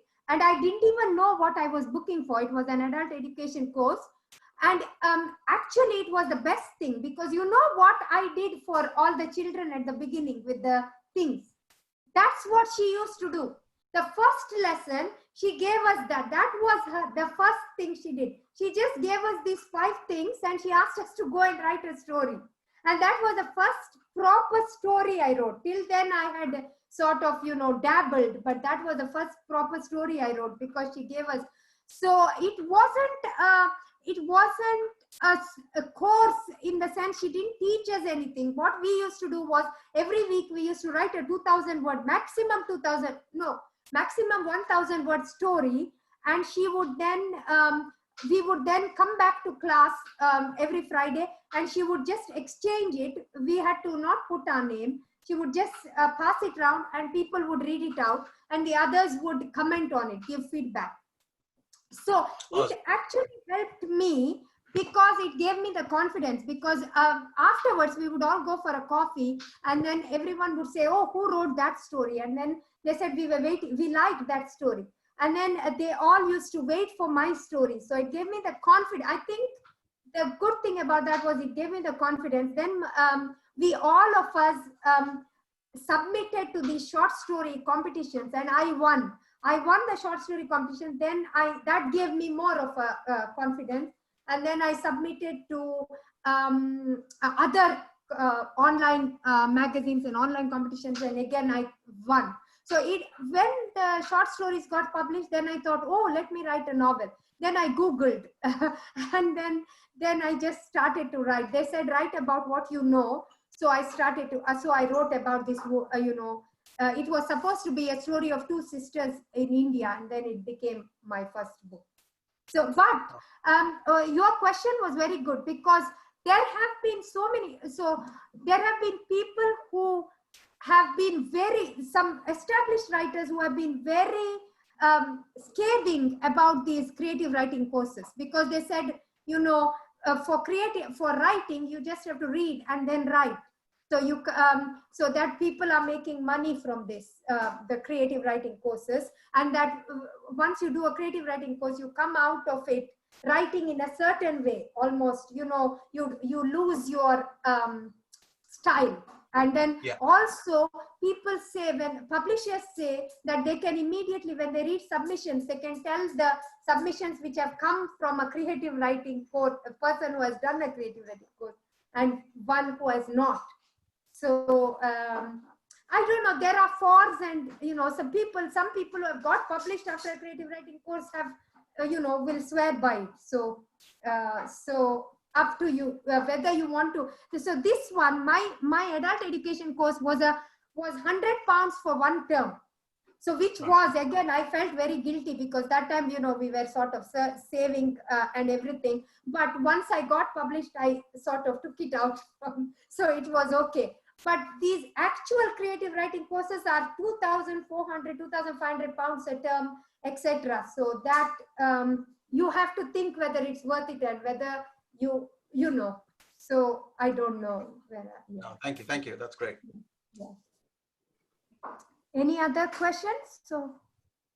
Oh, I think we can move on, Renita. Okay, so relationship with the publisher. So my publisher was, I think I told you, he was an independent publisher.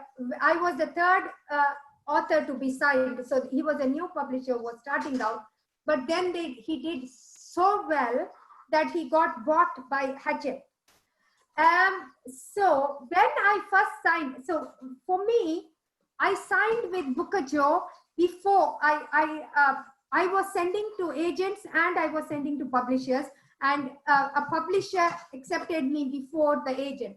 Once I got my first book contract, my agent approached me and said, I would like to represent you. And then I took her on, which is actually good because for me, I'm happy. I did think, oh, should I take her or not? Because with my publisher, when my first 3 books are signed directly with my publisher, so I don't give 15% to my agent with that.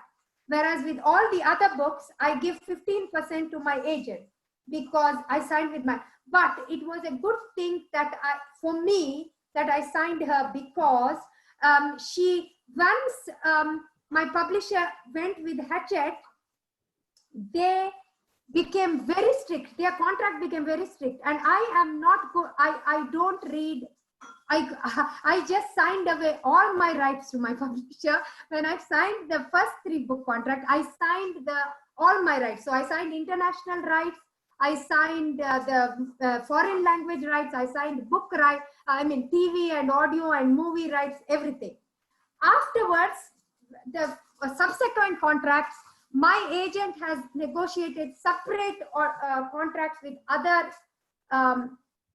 directly with foreign publishers directly. So she kept all the rights for me. So she only signed English language rights with my publisher. She kept all the other rights with me. So what I was going to say here, relationship with publisher is be very careful because they will only look at it from what they can get with the publisher. They are good. They will try and sell your books, but they will also see only what they can get. Because when my publisher got signed by Hachette, the subsequent contract, because I have gone through several contracts with them now, and the subsequent contracts with them were much stricter than the first one. And my agent refused. She said, why have you changed this contract? They said, because we wanted to bring it in line with Hachette. And she said, no, this is what Renita had with you, and this is what we will continue.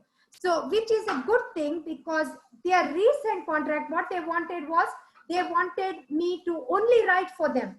They didn't want me to go with another publisher while I am writing for them.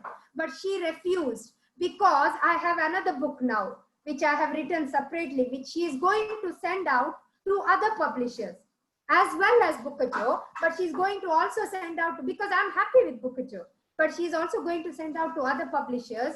And if she had not looked at that small print in the contract, I wouldn't have been able to send this other book out to other publishers while I'm writing for Bookachoo. I think if that makes sense. So what? So with the public and many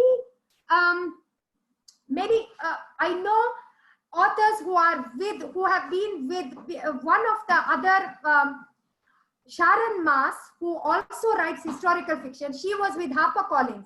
So she signed her first contract with HarperCollins. She got a very big advance for her first book, a big advance she did. But after that, they dropped her with the second book because the second book didn't sell as much. They dropped her. And for many years, she didn't have, they refused to take her back until she wrote to their specification, and she refused. Then she came to Bookachoo, and with Bookachoo, she has done so well. So once she was about to sign with Bookachoo, then HarperCollins came back and said, we would like you as well. But she's stuck with Bookachoo, and she's happier. And I want to say something about advances here, which I will say. So some publishers give big advances, but if they give an advance, then you don't get royalties until that advance is paid off against your book. So you will get a lump sum at the beginning, but then you won't get anything. Whereas my publisher doesn't give an advance, my UK publisher doesn't give an advance, but at least every quarter I get royalties. So that is so you have to choose whether you would prefer a lump sum at the beginning, but then you don't get anything until your book earns enough to give them back their advance, or you take the royalties. You take however much your book sells, then you get paid every quarter. So that's the other thing. So with the big publishers, you get advances, but then that means you may not get you may not get money afterwards for a long time or at all, because your book may not earn the advance back. So it's I much prefer this way. But having said that, my international, like with Norway, I got an advance with Norway and all the, my Norwegian contract and my Bulgarian and Dutch translations. I've got advances, and I have also got very good royalties, because it's a gamble. It's a gamble. You don't know. They don't know. Even the publishers don't know what is the next big thing, what will work, which book will sell, and how it will sell. So, Hey, Renita, a question. Yeah. So my question is about the income side of being an author. And I know there are a whole gamut of that, for people from self-publishing to J.K. Rowling, who's probably making multi-million dollars from the $1 billion from this. Can you walk us through like a typical author? I don't know what the numbers are, make sense, 10,000 books or 100,000 books. What kind of royalties or what kind of income does a author like that expect to receive per year from writing? Yeah, so the average author doesn't earn much at all. Doesn't earn much means they will earn around, I can tell you it depends on, so some months, so every quarter, it depends on the sales, and every quarter you get the thing. But our average author is around 24,000 pounds a year. That's just an average, an author who hasn't gone into the best-selling list, who is just a mid-list. So mid-list is somebody who sells, so that's around 2,000 pounds a month. Okay. So somebody who sells, average, who hasn't made the best-selling list, but who hasn't, flopped as well, who is sort of okay. So but that is just the sales, ebook and print sales. Then there are all the other things, other income. So there is the audiobook income, there's the translation income, and there's other. So, and also with each book, so the more books you publish, the more income you get. So it all, but again, it's some years it might be more, much more, and some years it might, just be less. So it all depends on sales again, on sales and on how initially, when you first publish a book, when you have only one book, you will not be able to support your family. If you are a mid-list author, if you suddenly go to bestseller heights, and then you will, but slowly, with lots of books in your lot of backlist, because with each book you publish, all your backlist also gets sells more. And with the foreign translations, actually all the foreign translations give advances. Then there is audiobook contract, then there is all the other things. So then slowly the income starts to trickle in. So it's like any other business. So yeah, that gives a good idea. Thanks. Yeah. Renita, between just a comment, you talked about advances versus, it seems to me like, even if you were to get an advance when you're very young, it's not going to be a whole lot. And if you don't sell too much, you're not going to get another advance, which means it is pretty silly to sign out your upside. Also a lot of people have a great book in them, and maybe, like I've seen a lot of authors can never come up with an equally good second book. Yes. And so if you are choosing this life, and if you do want to be an author, it seems to me like it'd be very silly to sign off your upside, for some small amount of money. You're better off just, playing for the upside. And if you don't make, you're not giving up a whole lot anyway. Yes, because it's a very disheartening thing, because many of the authors have, they have got the advance, and then they are very worried because whether their book will make it, or this is the other problem with being part of a big publisher. The good thing is they will market, but they have their favorites. They will only market the really big, the ones who they know will bring in their revenue. So this is why it's better to go with a smaller publisher who will give you all, put you. Yes, because the other thing is, you see all these books in bookshops and the books in the front, the 342 and all this. The publishers buy that space. So the publishers pay the bookshop to buy that space. The publishers pay the bookshop to put you on the, here there is a Richard and Judy book club and this and that and everything. The publishers do all that. So they put in all that money. So to put your book into a bookshop, they buy that slot. You see, they have to pay because the bookshop doesn't sell all those books. That's the other thing, because the publisher has to then take in the ones which haven't sold back. So they are accounting for the loss, which is why the author doesn't get the money. So it's quite like you said, so that is why many of our authors with Bookachoo have come from big publishers. They were with very, very big publishers, and now they have come to Bookachoo, because with Bookachoo you are guaranteed. One thing I have to say about my publisher is I have heard on this Facebook group, I'm on the author groups and on the WhatsApp groups with the authors, and some of them have not had a royalty check at all, or one of them have a royalty check for, £1 or 20p even, some of them. Whereas I have had a consistent, since they first signed me, at Touchwood, I've had every 3 months, you get something. Whatever they sell, you are paid what they are able to sell. But at least this way, I know that I will get something. Whatever has been sold, I will get, rather than I have to pray, oh God, please let my book sell so the publisher can get back their advance, etc. So that is the, yeah.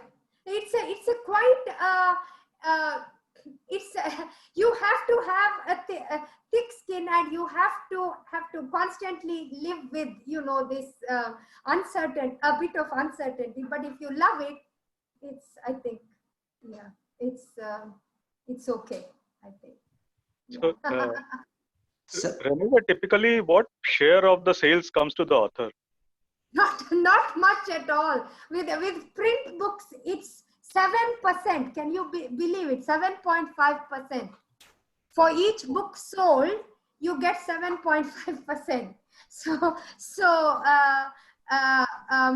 And that is the maximum with print.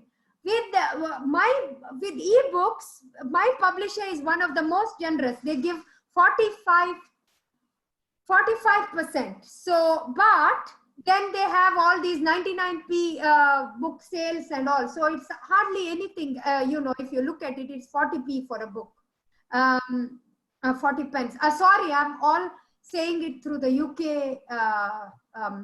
That's fine. Yeah. So but it's one of the better deals. 45% is one of the better deals, because the reason why it's 45% is they have to give their share to the retailers.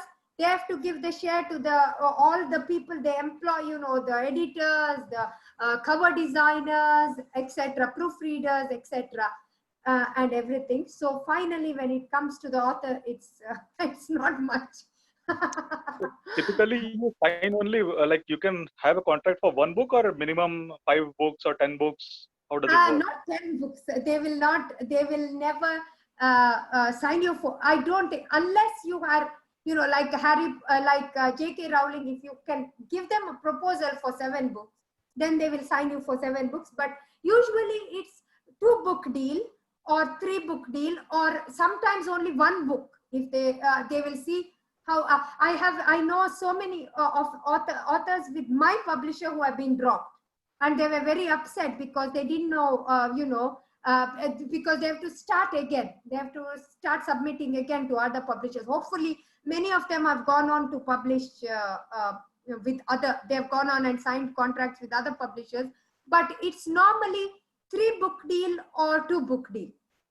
Okay. Unless you have a series, unless you can say, it's a series or something. I know with one of our crime writers, they signed an 8-book deal, but that was because she did really, really well and they wanted her they didn't want anybody else to poach her. So they signed an 8-book deal and she was happy to. Whereas another crime writer who wrote a very good crime book, he broke contract with them and went with somebody else because they offered him much more, because he did very well. So it's, it's normally a 2 or 3 book deal. So, yeah. Renita, this is Pratap. With Netflix and Amazon Prime coming up with web series, has it opened up market for authors? Yes, Especially yes, very much so, very much so. So that is why, there are film agents and there are TV agents and everything. But then again, it's a overcrowded market. So it all, and many times they buy, like one of the other Bookager authors, one of her books was bought by Bollywood, but they buy the book. And there is a lot of money in movies. So if so all the authors pray to get a screenwriter, pray to get a movie screen agent or somebody interested, because that is that's the biggest money. But many times they will pay you, which is good, but because they pay you, they buy the rights and that's it. Then after that, they give you the money, but many of them, they don't end up becoming movies, but they do. But from an author point of view, we don't mind because they've bought it and they've paid us. But so they buy a lot of these, and some of them don't end up becoming movies. Some of them do, and it's a very crowded and very competitive market again. So yeah, so it is, but it is booming. It is booming. They are always looking for new authors and so yeah, I mean, to write, I think screenplays are the most lucrative market. Yeah. Yeah, Meghna is asking, has anybody approached you to make movies based on your books? I wish. Not yet.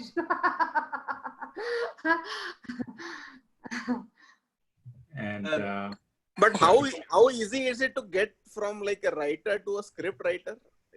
No, script writer, that's the thing. Either if they buy your book, they will have their own script writers. So you can, but many people, some of the authors write scripts and then sell the scripts. So you can do that. But I prefer to. So it's what you like to do. So. Renita, a quick time check. We are over 2 hours. We could go on and on, right? Because this is such a fascinating field and something that we haven't experienced. Somebody among us has done this, right? Oh, I don't know how these 2 hours went, and I was so nervous. I thought it would be finished and in 45 minutes. And what will I talk about? Oh, I'm so happy. Sorry, I'm fascinated, and I can see from the questions and the discussions, like, this is something new for us, something fascinating for us. You actually broke the mold for all of us, right? You, as a woman, you have hit or broke the glass ceiling also for, that's why so many daughters are there asking questions. You are also a businesswoman, right? I don't know about that. Wow. My husband might disagree, but thank you, Umesh.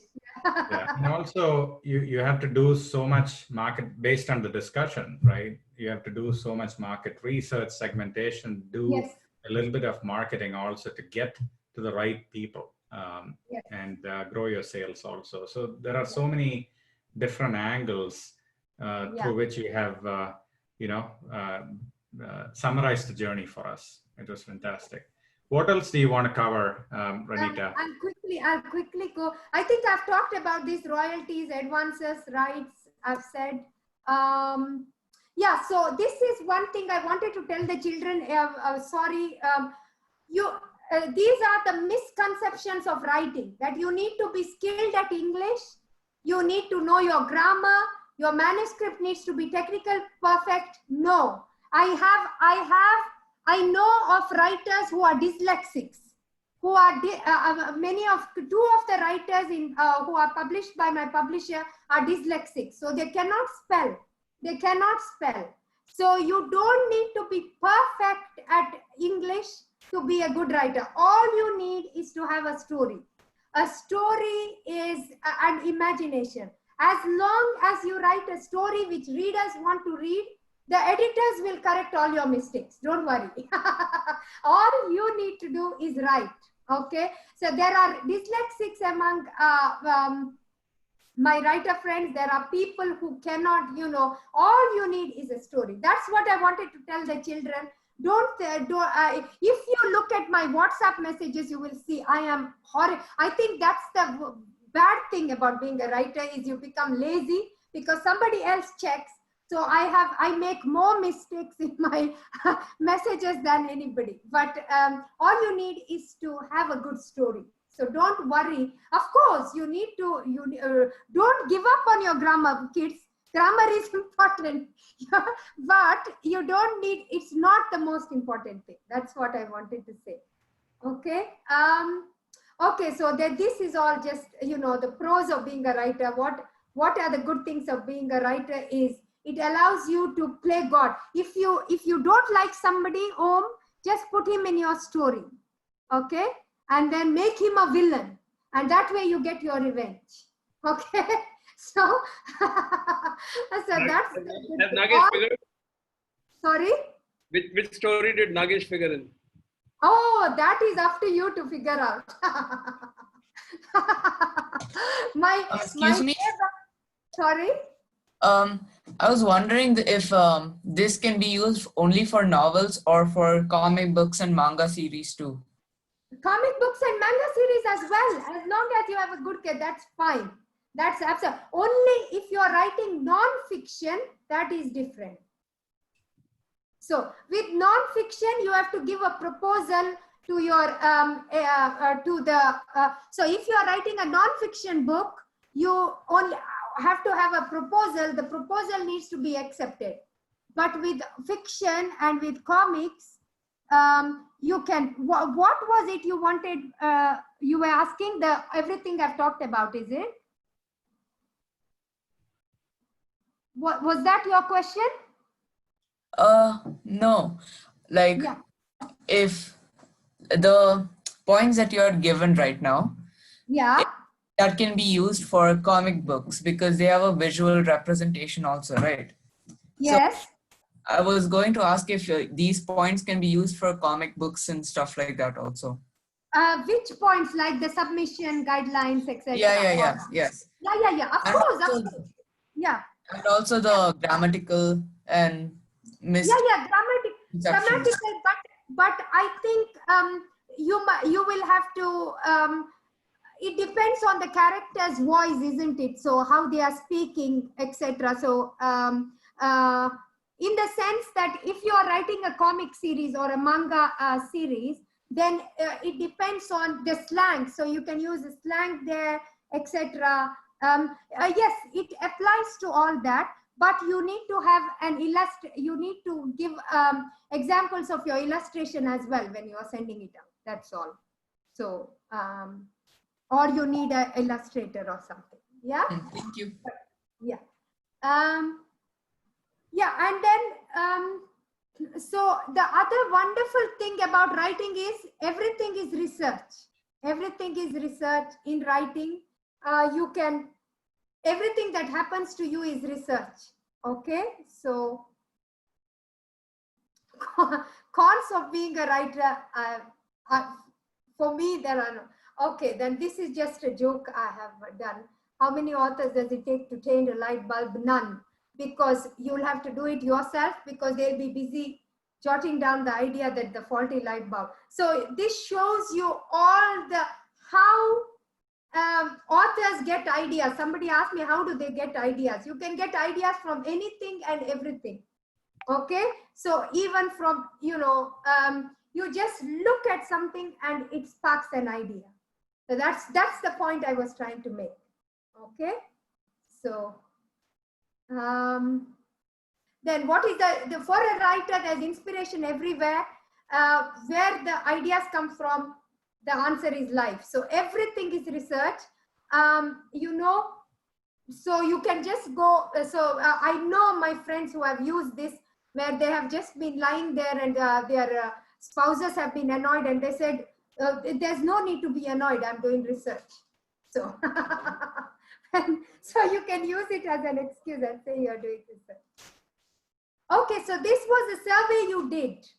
So 85% of you read for research, read for pleasure. So many people asked me with the quarantine and with everything, whether reading is, you know, every year all these doom and gloom people say, you know, the book industry is over, but the book industry is not over. As long as there are readers, there will be a book industry. Okay, so this was what you all said. So all of you are very wide readers.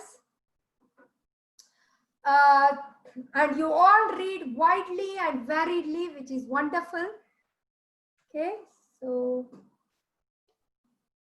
and the preferred medium of reading. So lots of you, there's some of you who read 3 to 5 books a month as well. So wonderful, wonderful. It's interesting to see though that physical copies are still 70%. Exactly, exactly, yes. So Shocking to me. Sorry? I'm shocked by that. Yes, and that shows our age. just our age. Yeah, might be. Yeah. Yeah. If we asked it to the new younger generation, they might all be ebooks and audiobooks and all that, isn't it? So, yeah. And then, would you like to write a book? So and look, so many. There are as many genres as there are people. There were so many of you writing to and Amit Jain has already written 3 textbooks, and so many of you wanted to write in so many different genres. So it's wonderful. So you know, there's people wanting to write in so many different genres. And then there are as many stories as there are people, as many versions of stories, the same story as there are people. So, and then these are the questions you asked. So what do you need to write? Historical fiction is research, a theme, and characters going on a journey and changing. How did you start writing? I think I've covered most of this. I just wanted to say about non-fiction book. Non-fiction, you don't write the book first. You write a proposal and approach publishers. And once they agree to the proposal, then they will commission you to write the book. So that's the difference with non-fiction. But with fiction and with fiction, I have covered. So. How to cultivate writing habits is just to write and to read. I think that's what I would say. How much do you write? I think I told you. Did you pour your heart into your first novel? Yes, I did. In my first novel was more of I just was discovering my own style and discovering my story and writing. And after that, my publisher signed me and said, we would like you to write books set in India and here. So after that, I sort of stuck to contract, but my first novel was where I was finding out what I would like to write and writing. I think there was a wonderful freedom in writing my first novel because I took my time and I just went, explored all the mini side characters and everything. And but with the others, I have to stick to deadlines. So I have to, which is also good. So there's a pros and cons with both. What is the trigger to start writing? Just if you want to, everybody can write. As I said, it's up to you how you apply, all of you have your own ways, I think. So how to write books which attract readers to read the entire book. So basically every chapter should make them wanting to read more. So every chapter should lead on and make the character invested. I used to think that there needs to be a twist, but I have discovered with historical fiction that there doesn't need to be a twist. That as long as we want, as long as there is a motive, as long as we are invested in the characters, that's enough. With crime, yes, crime is different. So every genre when you are writing, it's different. So every genre, that's, and what was your inspiration? I think I've covered. So this is what I wanted to tell the children and everybody else. So they say that once your novel, so this is the, these are just the first and last paragraphs of this poem, first and last stanzas. Talent is what they say you have after the novel is published and favorably reviewed. Beforehand, what you have is a tedious delusion, a hobby like knitting. So basically what she is saying is, people will say, when you say you want to write a book, they'll say, oh, you know, we'll see, we'll see. But only after you have published it, they'll say, oh, you have the talent. So basically, what she's saying is you all are writers. You all are writers and just write. Don't listen to the people who are telling you, oh, you know, it's a hobby, it's tedious, it's this, it's that, just write. The real writer is one who really writes. Talent is an invention like phlogiston after the fact of fire. So what they said in the olden days, medieval times, is they used to say there's a phlogiston. There's something inside the stone which causes fire. They said that to explain the fire. Okay. So, but what this poem is telling you is just work, just write, just forget about what everybody is saying and forget about what they are trying to say. If you want to do it, just do it. Don't, that's basically what it means. Okay. And then this, so all the young people, I will go through all your stories and I will reply in the KREC chat, but you can message me. I am not that, nowadays I'm not so much on social media, but please email me at my email or on WhatsApp. If you want feedback on stories or if you have any other questions, anything at all, please message me and I will reply. I will reply. Okay. So anything you want to ask separately, you can email me or message me on WhatsApp. So you have my WhatsApp, your parents have my WhatsApp. So, okay. Renita, quick one. So hopefully it helps all the kids and us as well. So how to make our small writings count, you know, even if it's a 2-page story, and it sort of goes back to the point about pouring your heart into your first writing and, you know, lacking inspiration for the second one, things like that. So if we can make, so how to make our small writings count, a 2-page story or submission to a school or something like that, you know, these things. Yeah.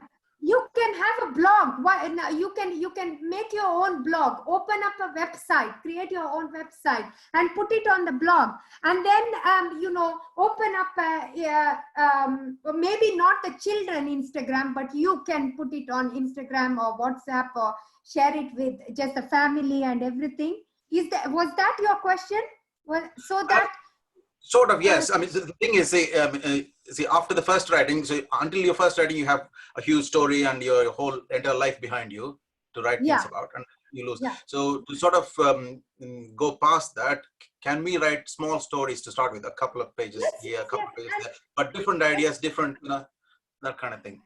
And there are lots of places which are asking for submissions from kids as well. If you message me, I will send you the links for that. I will say, I didn't want to put it all here because you know, it's, I will send it specific to where you are. If you are, you know, if in the UK, then here, or because there's lots of places which are asking for submissions from kids. The other thing is now, because of COVID and everything, children are reading more and children are writing as well, and there are publishers are asking for submission. So please, there's lots of places where you can showcase your short stories, and you will get feedback, and it will give you the confidence to write. So that's the most important thing, is not if you have the, imagine if you have that enthusiasm, you have to stoke that enthusiasm. So keep writing, and have a blog, and send it off to all these websites. I will send you, if you message me, I will send you where you can send it, which websites you can, which there are so many websites asking, so many children's publications are specifically asking for submissions from children or from different age groups. So, and I think somebody who asked for comics, if you message me separately, I will send you where you can send your comics, etc. Okay. And if you message me separately about the comics, I can, any questions you have, I can tell you about how to do for specifically for comics, manga, etc. Yeah. That's great. Thank you very much. Yeah. So Meghna, I don't know whether you can speak or not. Oh, I can. I wrote a very lengthy one. Yes, saying, yes. I would like, Renita to hear it directly from you. Oh, absolutely. Wonderful session, Renita. I don't think so I can stress that wonderful like you do, but it was really amazing hearing from you. I had not just my family, a couple of cousins of my husband were also there. They were sitting through.Maybe you saw them. One of them has just gone. Yes. Up and gone. I'm so happy. I was Let me so put up nervous. the video. Sorry? So, hi. It was a nice session, actually. Very inspiring. My daughter just ran away. She's too shy, but you know her. You've spoken to her. But tell her that she has so much of a talent. She is good at drawing, good at making cakes, good at everything. Oh, our new generation is so talented. Oh, yes. We are not compared to them. Yes. you cut the you are still far ahead, Renita, from all of us. No, they have so much talent in them, just so much. Last week we saw so much of talent, and then they have so much to give. It's wonderful, and they have the enthusiasm to follow through as well, which is wonderful. You want to add anything?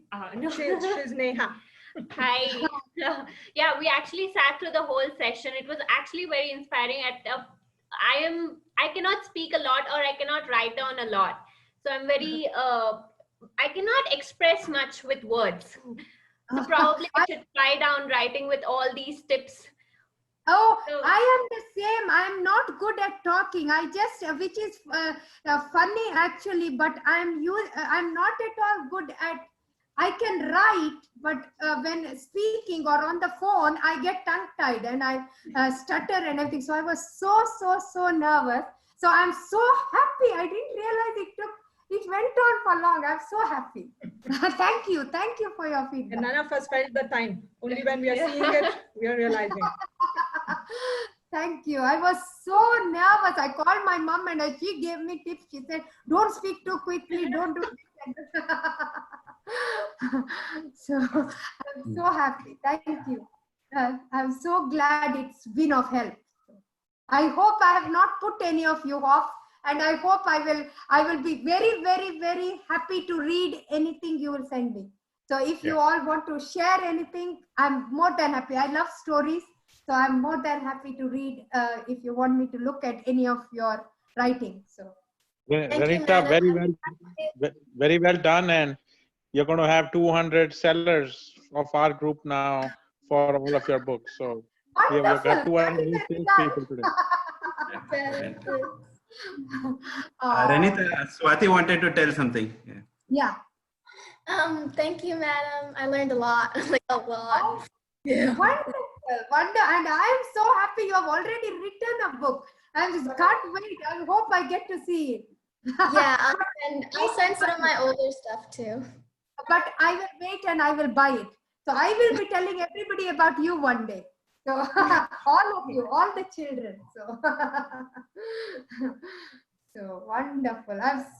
It's so nice. It's so humbling to be with so much talent, isn't it? And I also wanted to say thank you so much to all the organizers. They have worked so much behind the scenes, non-stop to make it all work and everything. So thank you for all your help, and that wonderful trailer you saw was thanks to Kenneth's idea, and also he stayed up most of the night doing the video, because I sent him the photos quite late, poor thing. So thank you to everybody. Thank you. And Give me more confidence. Sorry? Thank you for this session, since you gave me more confidence of writing another book. Like, have you written one already? No. Oh, good. I can't wait. I'm waiting to see it. Well done. So well done for wanting to write. That's the first step. Another, there's a difference. No, but it's amazing that without wanting to, you will not even begin. So it's wonderful. It's that is the main thing. Wonderful. I'm so happy to see this new generation so enthused and so fired up. Wonderful. Renita, you mentioned that you tutor kids. Like, can you talk a little bit about it? Like, what do you teach? I teach English and maths up to so from age 7 to GCSE. But and I love it. It's so nice because it's complete. It's different to my writing. But when I'm stuck with my writing, just talking to the kids, just interacting with them, and you get so many ideas and inspiration. So I love it. Yeah, you got my son to write. It's usually difficult for him to get to do anything. But I did have one other question. Like with the edit, you mentioned there are so many edit and line edit, and then you had like when you wrote your first book, you sent it to somebody. They asked you to take a character off. I wrote 2 dissertations, and when they gave me back with their edits, I hated it. Right. So that that I'm like a Scrooge in writing. So how do you handle that process? Like when somebody sends you back with like things they want you to fix, and how much does it take? So it's like, because your book is your baby, you get so upset because you have put your heart into the book. I know, I understand completely. When the editor says, I don't like this character, take him out or do this or do that, it's very upsetting, and you for 3 days or 4 days you are angry and you're upset and you grieve and you mourn and you're sad. But then once I do what the editor says, the book is always, afterwards I grumble to everybody. I grumble to my husband, I grumble to everybody, and then they all tell me, once you do it, you are grateful to them, and I am. Once I follow, because they do know, they look at it they have their way of looking at it, which is they take a step back. You see, they are not as invested in the book as you. They are not put their heart and their everything into the book. So they are able to look at it from a more commercial point of view, whether it will sell. And afterwards, when I reread the book, I thank them for it. Actually, I am honest with them. I say that I was very angry with you, but thank you. But some of the other authors don't. They stick their guns and they don't do what they say. I know that one of my other authors, recently she had to do the copy edits and she refused.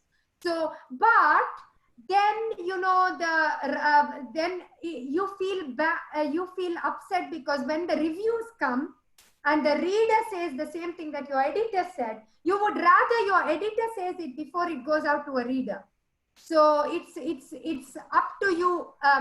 Sometimes, but there are sometimes when you stick your gun and when you disagree with the editor, but then other times when you have to go to their way. I think it's again I can relate. Like we used to send manuscripts, and then like it would go to like 3 editors, and they would come back, and then even though like they were right, it was just like you having to like change stuff and go back to the drawing board. But yeah, you answered the question. But I know that with Monsoon Memories, I had the first editor told me to take out all the food references. Then the other editor told me to put it all back in. So some things are very subjective. Some things some people like and some people don't. So it's again you have to make an executive decision, I think, as an author. At the end of the day, it's your book, because you are the one the reader will come to, and it's your name on the book. So at the end of the day, yes, it's you have to say what to take and which advice to accept and which advice to not accept, and to stick your guns. You can either accept it. So mine come back with things, you either accept it, but if you don't accept it, you have to say why. And sometimes somebody else will look at it and come back and say, oh, I agree with the editor. And then there will be a discussion back and forth. So yeah, so it's it's difficult, isn't it? It's a difficult thing to have criticism, but then that is, as a writer, this is the scariest bit, because once the book goes out, your work is at the mercy of everybody, and everybody has an opinion, and not everybody will like your book. So Thanks again. Great session. Thank you. Thank you so much, Renita. I think, I'll send a file with all the chat comments. A lot of really good compliments, even from Pradeep NV. Great session, Renita. My daughter enjoyed it. And it's very much inspired by your session. And Ashish Soni wrote that you have put your heart and experience into this session. We could totally see it. Thank you so much. Thank you. Please, yes, and please, again, anybody for anything, if you email me or message me on WhatsApp, I will reply. So thank you so much for giving up your time. Some of you are staying up till 1, etc. I am, thank you for taking the time out of a weekend and out of your night and evening and, precious time to listen. Yeah. Thank you. And thanks to Loy as well. Please convey. I know you probably pestered him through the last 2 weeks as you prepared for this. So thanks to Loy as well. Thank you. Thank you. All right. Thank you. Thank you so much. Thank you. Thank you. Bye now. So nice. Thank you. Bye. Thank you. Bye.